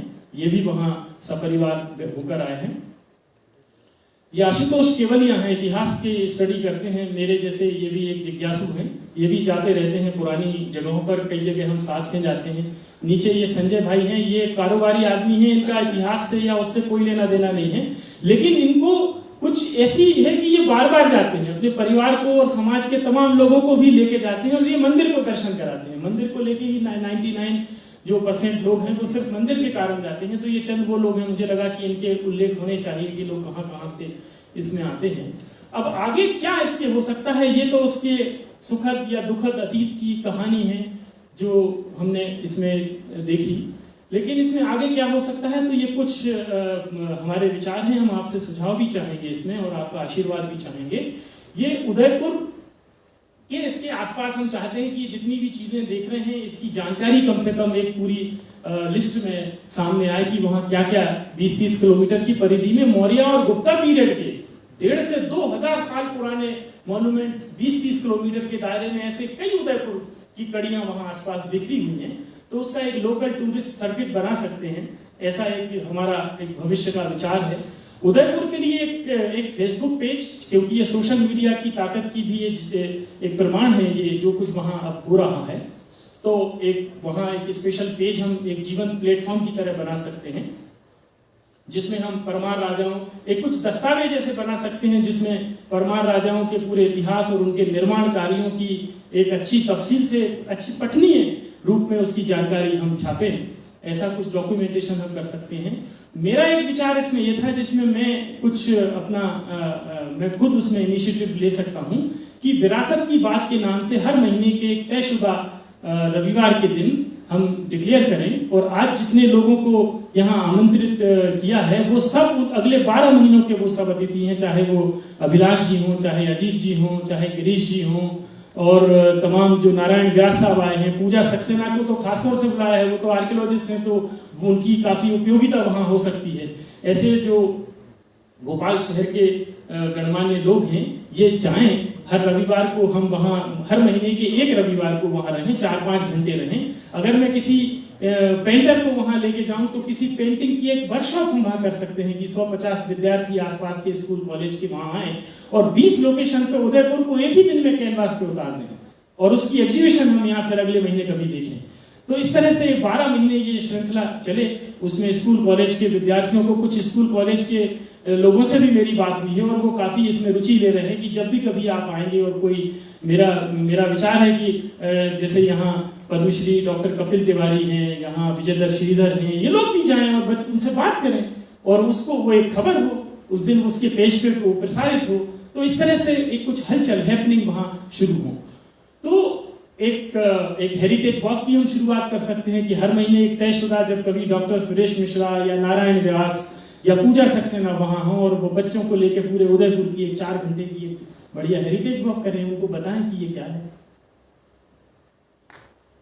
और सोमनाथ और ओरछा की तर्ज पे, और हमारे यहाँ और भी खजुराहो में एक लाइट एंड साउंड शो आधे घंटे का सरकार करे, ऐसा हम चाहेंगे कि आप लोग इसमें कुछ हाथ बटा सकते हैं कि वो वहाँ एक आधे घंटे का एक नया फीचर होगा। रूरल एरिया का पूरा वहाँ बसाहटें हैं, तो उनके लिए एक नया आकर्षण भी होगा उदयपुर को और लोकप्रिय करने के लिए। और अंतिम साल भर ये श्रृंखला हम चलाएं और 12वें महीने में जब इसका समापन करें तो सरकार के सामने हम ये निवेदन कर सकते हैं कि 2 दिन का एक छोटा सा उदयपुर उत्सव शुरू करें।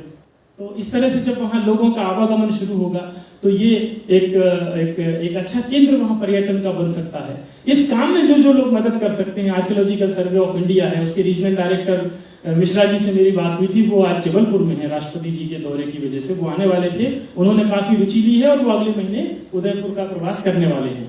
इसमें मध्य प्रदेश शासन का जो संस्कृति और पुरातत्व विभाग है वो बड़ा रोल प्ले कर सकता है, पर्यटन निगम बड़ा काम कर सकता है, जिला प्रशासन के पास बहुत सारी ताकत स्थानीय स्तर पे होती है, ग्राम, जनपद और जिला पंचायत का जो 3 स्तरीय पंच परमेश्वर विधान भारत में है, उनके पंच परमेश्वरों के सामने भी हम कुछ याचिकाएं लगा सकते हैं कि भैया आप भी कुछ इसमें धूल झाड़ के खड़े हो जाओ। पंचायत विभाग है, शिक्षा विभाग है, जो इंटेक ने जो पहल की है उनका नाम भी इसमें हमने लिया है कि वो उपाध्याय जी बताएंगे, उनके काफ़ी उनके मन में है उदयपुर के प्रति, जब उनको ये सारा उनके संज्ञान में आया है, तो हम सब मिलकर उदयपुर की इस 1000 साल पुरानी कहानी में कुछ एक नया अध्याय जोड़कर हम अपनी अगली पीढ़ी को सौंप कर जा सकते हैं, क्योंकि जिंदगी बहुत छोटी है और कोरोना ने हमें ये बताया है कि कितना नश्वर ये जीवन है। तो जो कुछ भी बचा है हमारे पास समय और जितने साधन संसाधन हमने अपनी जीवनचर्या में और अपनी आयु में अर्जित किए हैं, तो उसका हम कुछ एक आहुति के रूप में वहाँ दे सकें। उदयपुर की जो पोस्ट है मेरी, वो महाराष्ट्र के कुछ अखबारों ने मराठी में तर्जुमा उसका किया है ये, और इसका हेडलाइन उन्होंने ये छापा है कि ये मध्य प्रदेश का काशी कैरिडोर, ऐसा करके ये मराठी का एक 8-10 संस्करण है, तरुण भारत अखबार है अभिलाष जी, तो ये छपा है। ये उदयपुर का एक रास्ता है जिसका एक प्राचीन दरवाजा है, और इसकी डिज़ाइन को आप देखेंगे तो परमारों का ये टिपिकल स्टाइल है और बड़ा खूबसूरत है ये। तो मेरे मन में था कि ऐसे कुछ 10-20 बड़े साइन बोर्ड इसी साइज के जो स्क्रीन है, और उदयपुर के जो इंस्क्रिप्शंस हैं उसको हम हिंदी, अंग्रेजी और उर्दू में भी कोशिश करें कि इस डिज़ाइन पे हम वो साइन बोर्ड कुछ अच्छे डिज़ाइन करके वहाँ कुछ 10-5 जगह पे डिस्प्ले करें। और मैं इसमें आप सब में से किसी को भी धन्यवाद देने वाला नहीं हूँ, ये पूरा प्रेजेंटेशन आप लोगों के लिए एक निमंत्रण के रूप में यहीं देना था, ऐसा सोचकर इंटेक ने ये पहल की है। तो ये पूरा प्रेजेंटेशन उदयपुर का आमंत्रण है आप सबके लिए, धन्यवाद इसमें कोई नहीं है।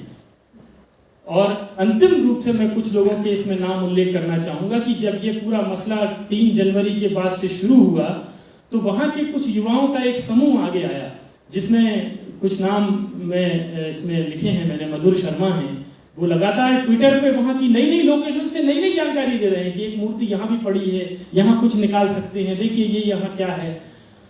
गगन दुबे हैं, आज आए हैं, प्रवीण शर्मा हैं, अमित शुक्ला हैं, ये सारा ग्रुप, इनके साथ में एक एक के साथ में 10-10 लोग होंगे। ये वहाँ लगातार जैसे ही समय मिलता है उदयपुर चलो, 10-12 किलोमीटर ये गंज बासुदा से है और ये गंज बासुदा के रहने वाले हैं। और आज जब उनको पता चला कि हम लोग यहाँ कुछ चर्चा करने वाले हैं तो गगन का फोन आया। गगन ने कहा कि हमारे बिना आप हमारी चर्चा कैसे कर लेंगे?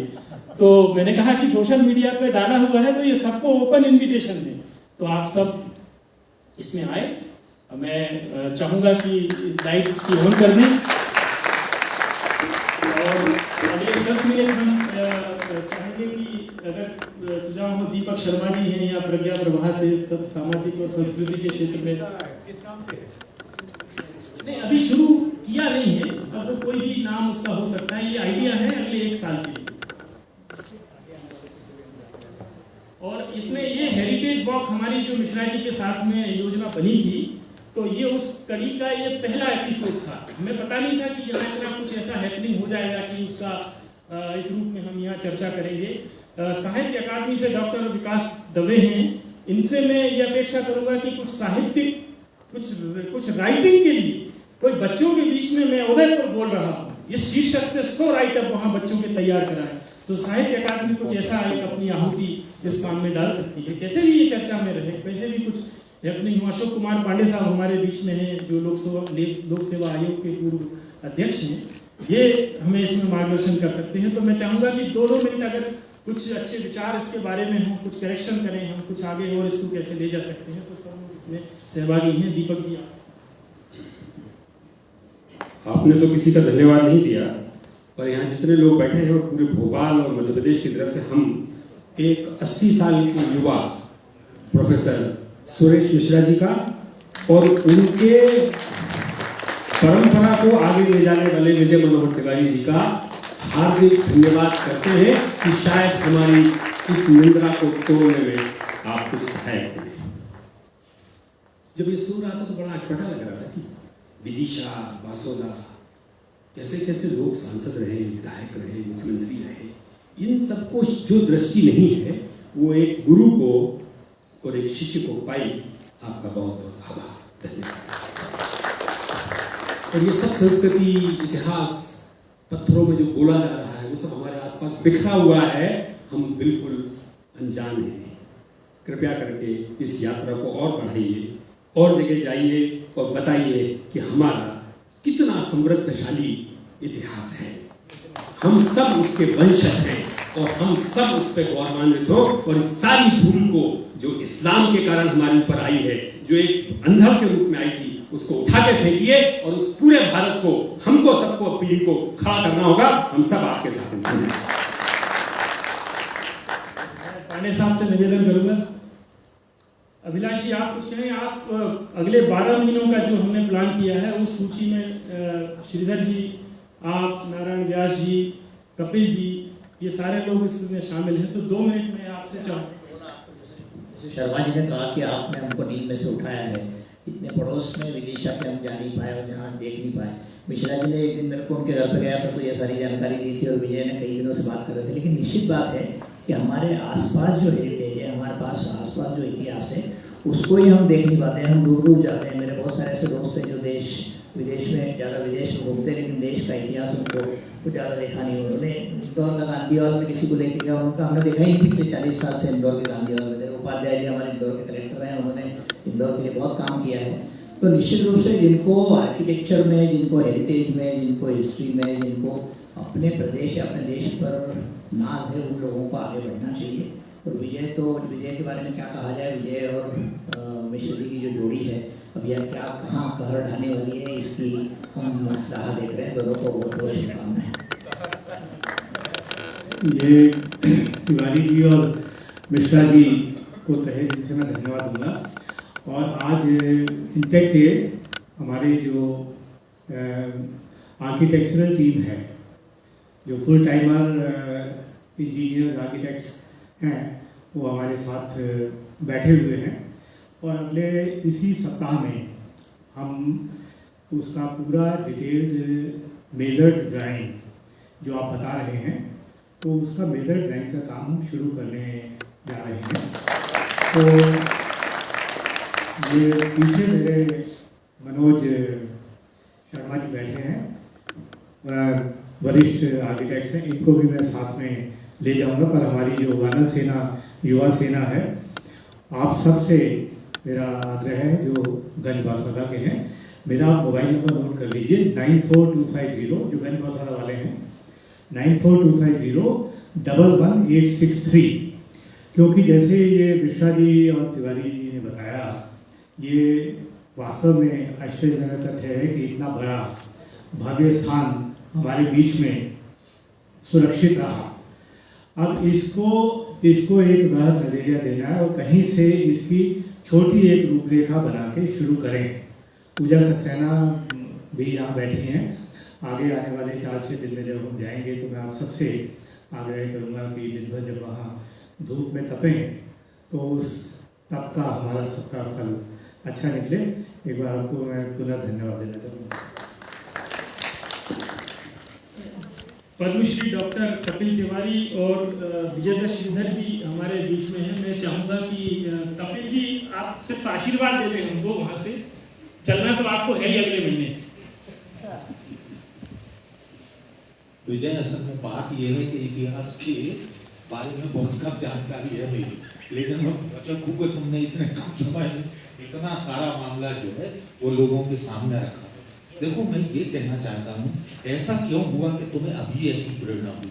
ऐसा क्यों हुआ कि इतिहास की इतनी महान धरोहरें जो हैं इतनी नज़दीक होते हुए हमारी आंख से ओझल रही? ये हमारा अकेला आलस्य नहीं है। बात ये है कि कभी कभी किसी जातीय परंपरा का इतिहास बोध ही जैसे सो जाता है। वे दुर्भाग्य के दिन होते हैं। मुझे लगता है कि उसके जागने का मुहूर्त भारत के लिए दस्तक देगा। सवाल नहीं, ये सारे देश में होगा और लोग कहेंगे क्या हो गया था हमारी आंखों को, हम अपना पड़ोस नहीं देख पा रहे थे। दरअसल जो अपने आप को नहीं देख पाते हैं वो पड़ोस भी नहीं देख पाते, वो धरोहरें भी नहीं देख पाते, वो अपना उत्तराधिकार भी नहीं समझ पाते। लेकिन जिस दिन आंखें अपने को देखना शुरू करती हैं उस दिन अचानक सब चमक उठता है। वो जो हमारा था, वो जो हमारे लोगों ने रचा था, वो जो हमारी साझी विरासत है, वो जो हमारी महान संपदा है, वो जो हमारी रगों में रक्त की तरह दौड़ता है। तुम्हें बहुत बहुत धन्यवाद। तुमने बहुत मेहनत से ये तथ्य जुटाए हैं और इतने रोचक ढंग से तुमने इसको प्रस्तुत किया है कि मैं व्यक्तिगत रूप से सभी की ओर से आपका आभार व्यक्त करता हूँ, मिश्री जी का आभार व्यक्त करता हूँ। धन्यवाद। संगीत वर्मा बगल में ही है। संगीत, आपने राजा भोज पर काफ़ी सालों से काम किया है, तो ये जो 12 महीने के अतिथियों की हिट लिस्ट हमने बना ली है, तो उसमें आप क्या करेंगे ये बताइए आप। मेरे विचार से तो आर्कियोलॉजिकली बहुत सारा काम हुआ है। अभी विदिशा के आशुतोष जी हैं, आशुतोष शर्मा, आशुतोष जी का नाम मैं आपको बताना भूल गया विजय जी, परसों जब अपनी बात हुई थी। उन्होंने इसका डिटेल्ड डॉक्यूमेंटेशन इस टेम्पल का स्टेप बाय स्टेप किया हुआ है।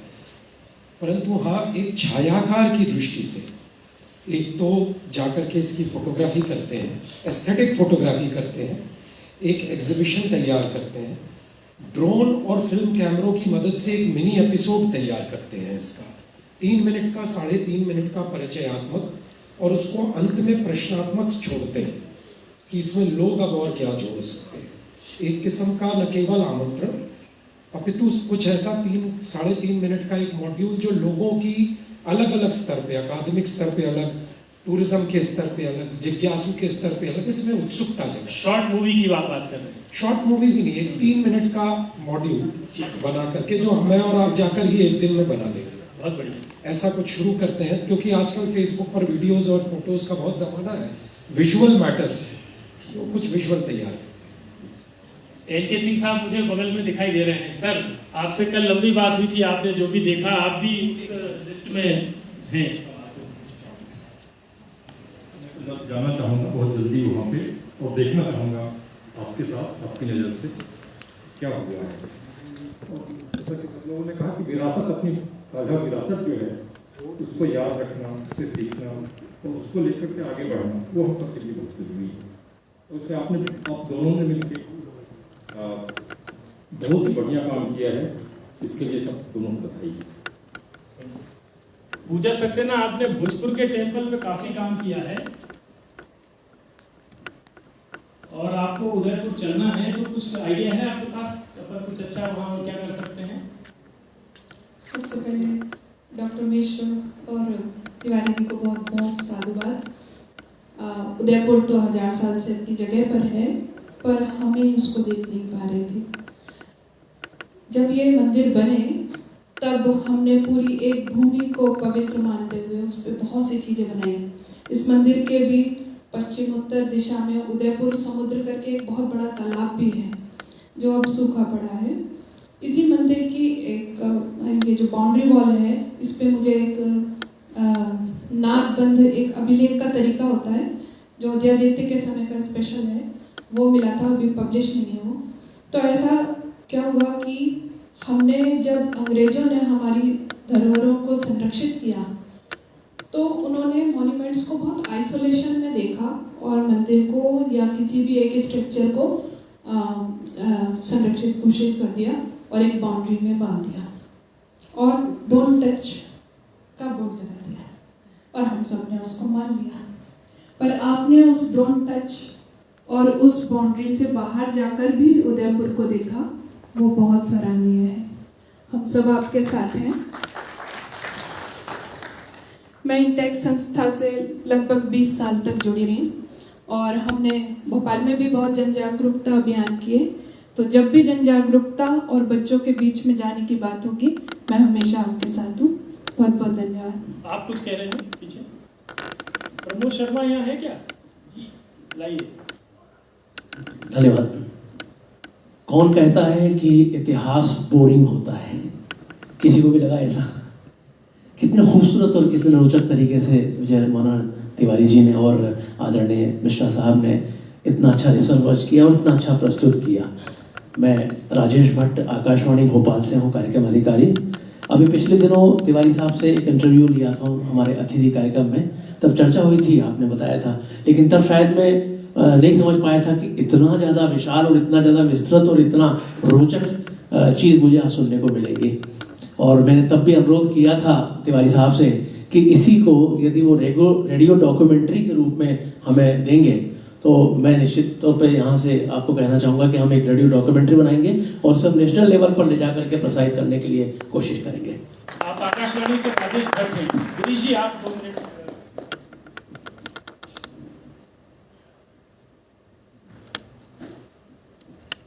सबसे पहले तो मिश्र जी और विजय भाई का बहुत शुक्रिया कि उन्होंने इस धरोहर से परिचित कराया। मैं एक सुझाव देना चाहूँगा। विजय दत्त श्रीधर जी यहाँ पर मौजूद हैं। आपने कहा कि हम लोग क्या कर सकते हैं, तो आंचलिक पत्रकार के एक मंच है, हम ये कोशिश करें कि प्रदेश के आंचलिक पत्रकारों को जुटाकर और सप्रे संग्रहालय में एक वर्कशॉप नियमित रूप से आयोजित करें और उनको जागरूक करें कि वो अपने आसपास की इस तरीके की धरोहर को देखें, उसको जानने की कोशिश करें और उसको लोगों के सामने लाएं। क्योंकि हर जगह आपका जाना संभव नहीं होगा, किसी का भी नहीं होगा, लेकिन जो वहाँ है, जैसा आपने कहा कि आपके साथ स्थानीय लोगों की टीम ने बहुत बड़ा काम किया, तो ये कोशिश की जा सकती है कि उनको इस तरीके के काम को दिखाकर, उनको समझाकर और एक ऐसा प्रयास किया जाए कि एक अभियान के तौर पर पूरे मध्य प्रदेश में जो भी इतिहास या पुरातत्व बिखरा पड़ा है, जो असहेजा हुआ है, उसको सहेजने की और लोगों के सामने लाने की कोशिश हो। पत्थर बोलते जरूर हैं लेकिन उनको सुनने वाला चाहिए। आपने सुना, इसके लिए आपका शुक्रिया। उदयपुर से अखिलेश श्रीवास्तव आए हैं, गंजबासुदा से।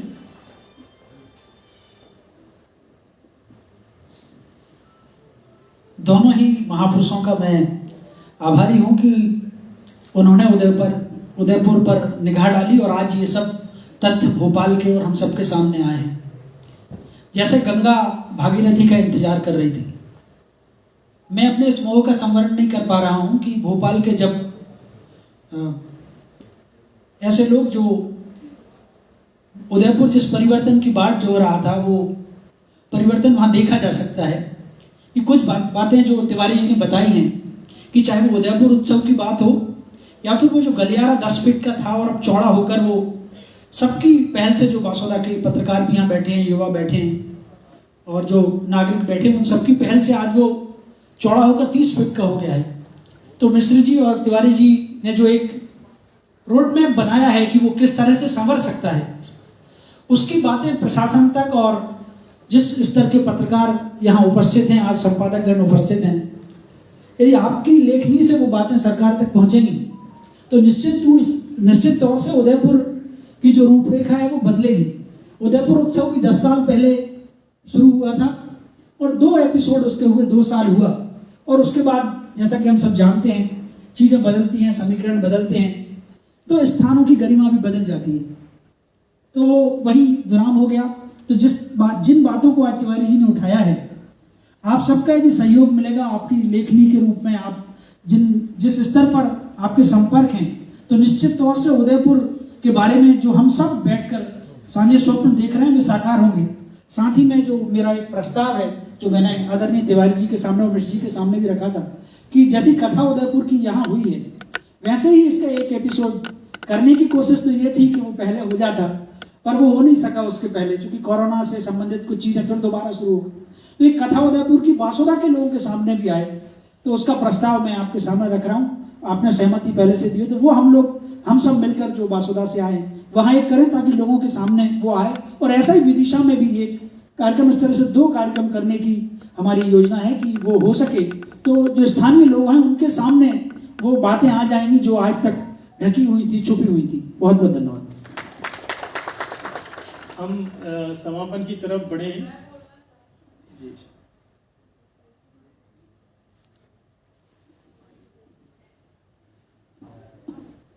एक बहुत लाजवाब चीज़ मैं आभार के तौर पे उदयपुर से लाया हूँ और वो मेरे पास है। ये अंतिम स्पर्श आप लोग करेंगे इसका। मैं डॉक्टर संजना शर्मा, प्राध्यापक इतिहास विभाग, नूतन गर्ल्स कॉलेज भोपाल से। मैं डॉक्टर सुरेश मिश्र सर से जुड़ी हुई हूँ और उन्होंने जब भी मुझे व्यक्तिगत ये जानकारी दी किस तरह का आयोजन होने जा रहा है, तो मैं बहुत बहुत हार्दिक धन्यवाद देती हूँ, क्योंकि मैं नहीं आ पाती तो मैं पता नहीं क्या क्या खो देती। आप और तिवारी सर और आपके पूरे जो भी साथी हैं, सभी को बहुत साधुवाद। और आपने इतना अमूल्य कार्य किया है, क्योंकि राष्ट्रीय स्तर पर मध्य प्रदेश में इस तरह का एक समृद्ध इतिहास को हम गौण पाते हैं। बस ये मानते हैं कि अगर मंदिर है तो साउथ में है। तो इस तरह का एक मानसिकता जो राष्ट्रीय स्तर पर बनी हुई है, वो वास्तव में ये इतिहास लाने की बहुत बहुत ज़्यादा ज़रूरत है। और मैं जो अपनी तरफ से बोलना चाहूँगी वो ये कि हमारे महाविद्यालय में हम लोग इतिहास विभाग से छात्राओं को लेकर आते हैं, तो उदयपुर भी जाते थे हम लोग मंदिर में, लेकिन अब यहाँ पर क्योंकि हम लोग उत्खनन कार्य के लिए भी आशापुरी वगैरह जाते हैं, तो यहाँ पर हम लाना चाहेंगे अपने यहाँ के विद्यार्थियों को। और फाइन आर्ट्स डिपार्टमेंट में मैं वहाँ के निवेदन करूँगी कि जैसा आपने बोला कि वहाँ पर चित्र वहाँ के बनाए जाए और उनकी प्रदर्शनी लगाई जाए, तो मैं व्यक्तिगत रूप से इस दिशा में प्रयास करूँगी। धन्यवाद। श्रीधर जी।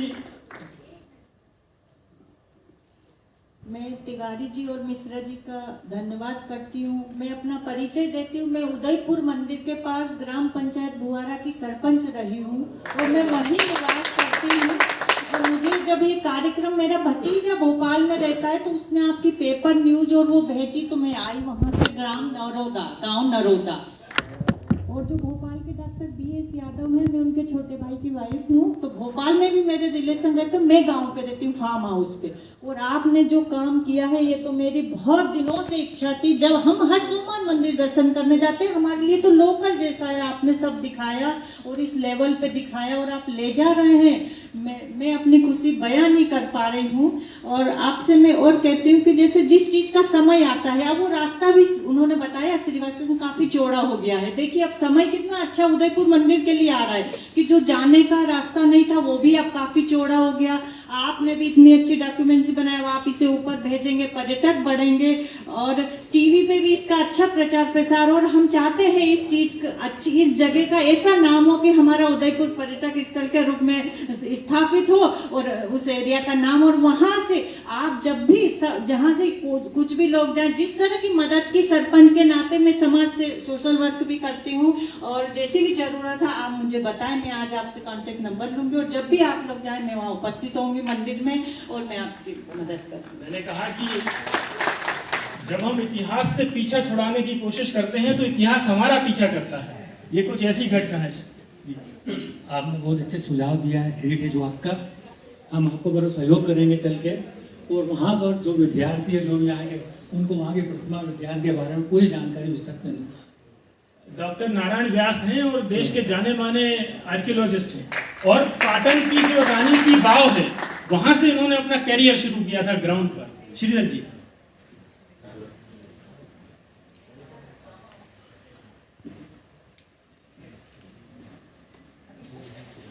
इस सभागार में जितने भी मानव विराजमान हैं, मैं तो उनका आभार व्यक्त करता हूँ।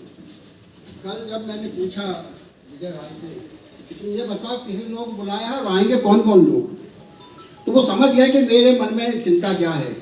मेरे मन में चिंता ये थी कि इस तरह के विषयों में लोगों की रुचि नहीं होती, लेकिन आज जिस तरह की जागरूकता परिचय आप लोगों ने दिया है इसलिए सबसे ज़्यादा धन्यवाद के पात्र तो आप हैं, क्योंकि यह कार्यकर्ताओं का एक बड़ा समुदाय बन रहा है जो ऐसी अभियान के लिए बहुत जरूरी होता है।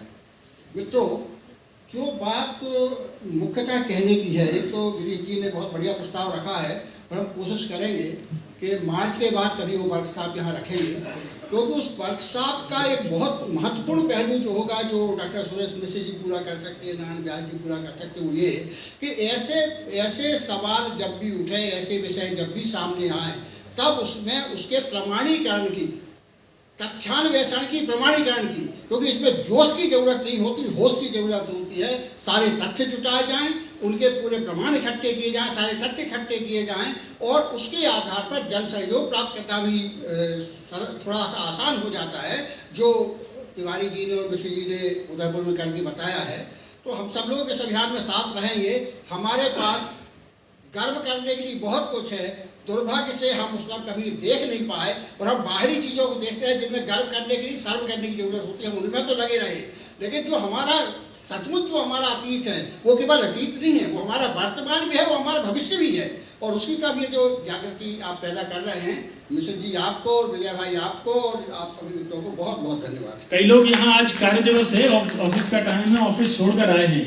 हेमंत मुक्तिबोध जी हमारे बीच में हैं। मैं चाहूँगा 2 मिनट आप कहें, क्योंकि ये आने वाले टाइम में जो भी कुछ अच्छा बेहतर करेंगे, आप लोग बड़ा ग्राउंड पे काम करते हैं, तो कुछ आपके कीमती सुझाव हमें मिल जाएंगे।